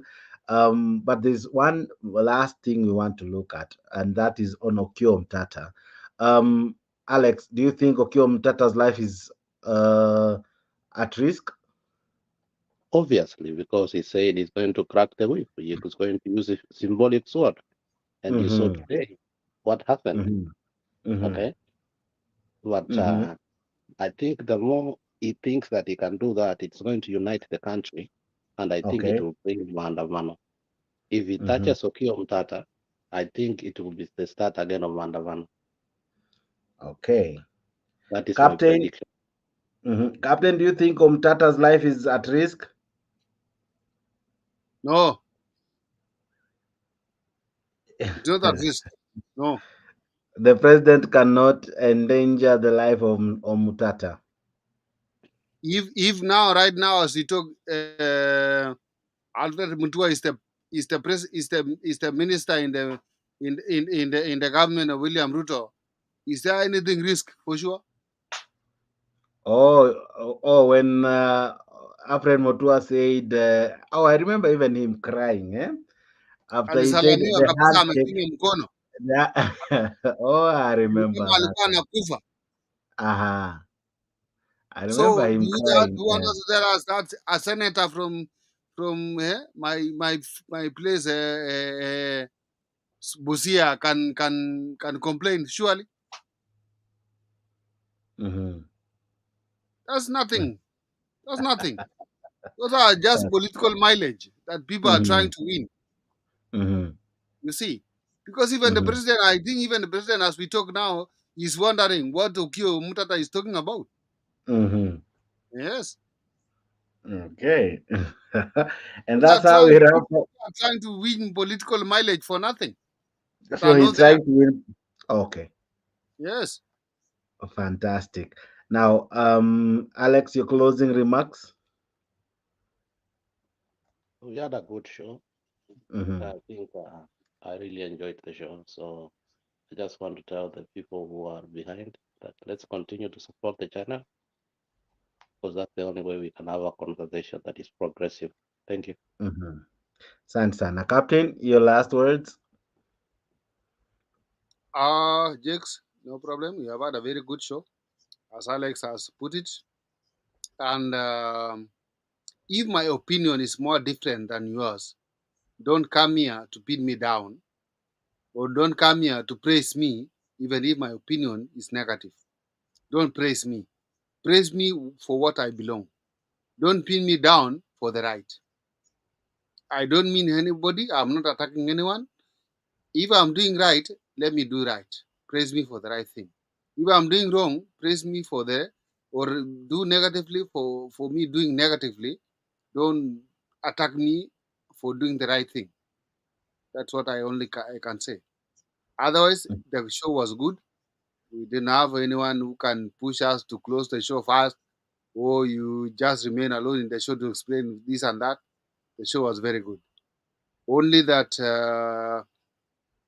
during Mutembei, we used to share our platform to our people on Facebook and whatever, but nowadays we cannot share. What's wrong? I don't know. You have to check on that. Because even some of our people, later on, they come to see you after the online and they tell me, oh, bro, you are there on online. You didn't send me the Facebook alert. There is no that alert to alert my people that I'm online. You can join. Okay. We'll look at that. Thank you, sir. Yeah. Thank you, guys. As usual, I'm your host, Jakes, the moderator. It is now 2:15 here in Kenya, where we have had two shows consecutively. Watch the two, enjoy our programming. We have another one coming, I think 5 hours from now. Please tune in and let's keep this conversation going. Above all, subscribe to Afric 24. Let this be your number one channel. And as usual, my guys, I have to leave you with something. Today, I choose to leave you with this song. I love it. But it is a different rendition. So listen to it, enjoy it. See you tomorrow, same time, same place. Not same time. To be at 10 p.m. 10 p.m.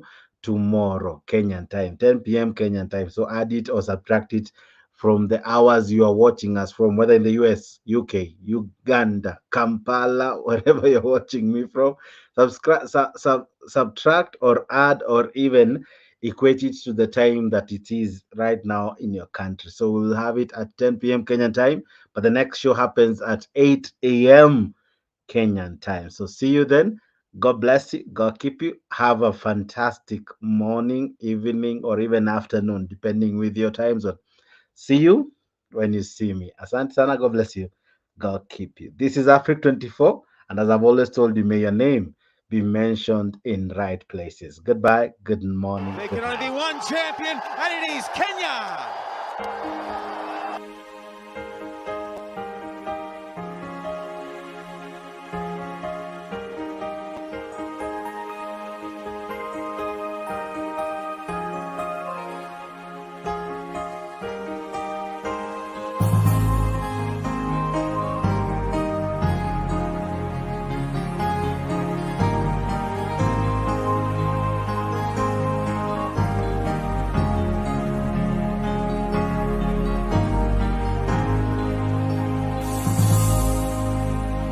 Moja ni fahari yetu, undugu ndio nguvu.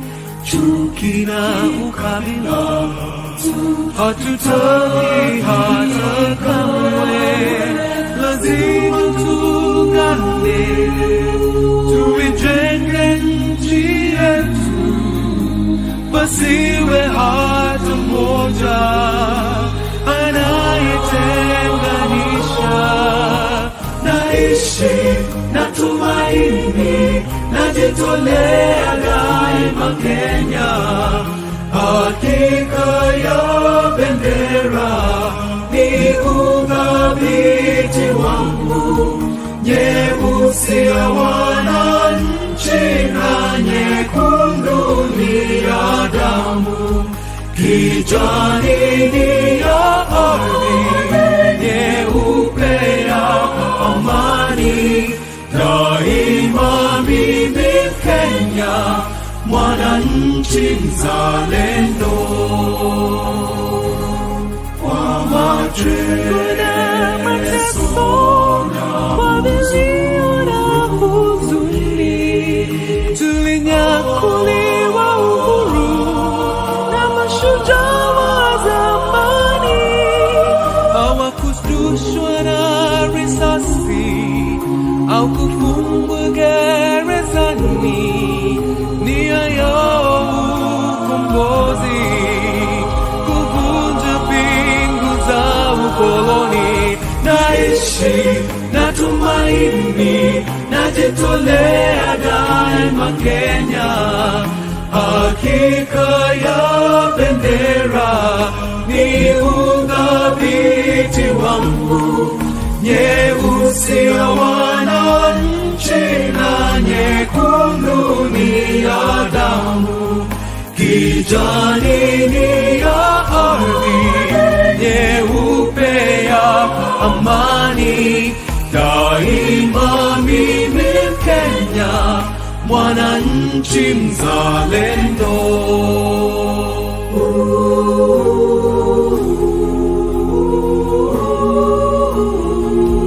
Wajibu wetu ni kuishi kwa upendo, kutoka ziwa mpaka pwani, kaskazini na kusini. Naishi na tumaini, najitolea daima Kenya. Hakika ya bendera ni udhabiti wangu, nyeusi ya wananchi na nyekundu ni ya damu, kijani ni ya ardhi, nyeupe ya amani. Daima mimi Kenya, mwananchi mzalendo.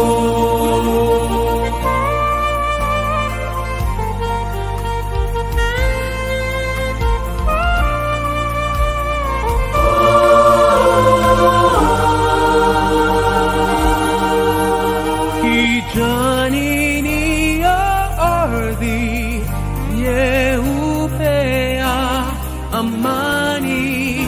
Daima mimi Kenya, mwananchi mzalendo.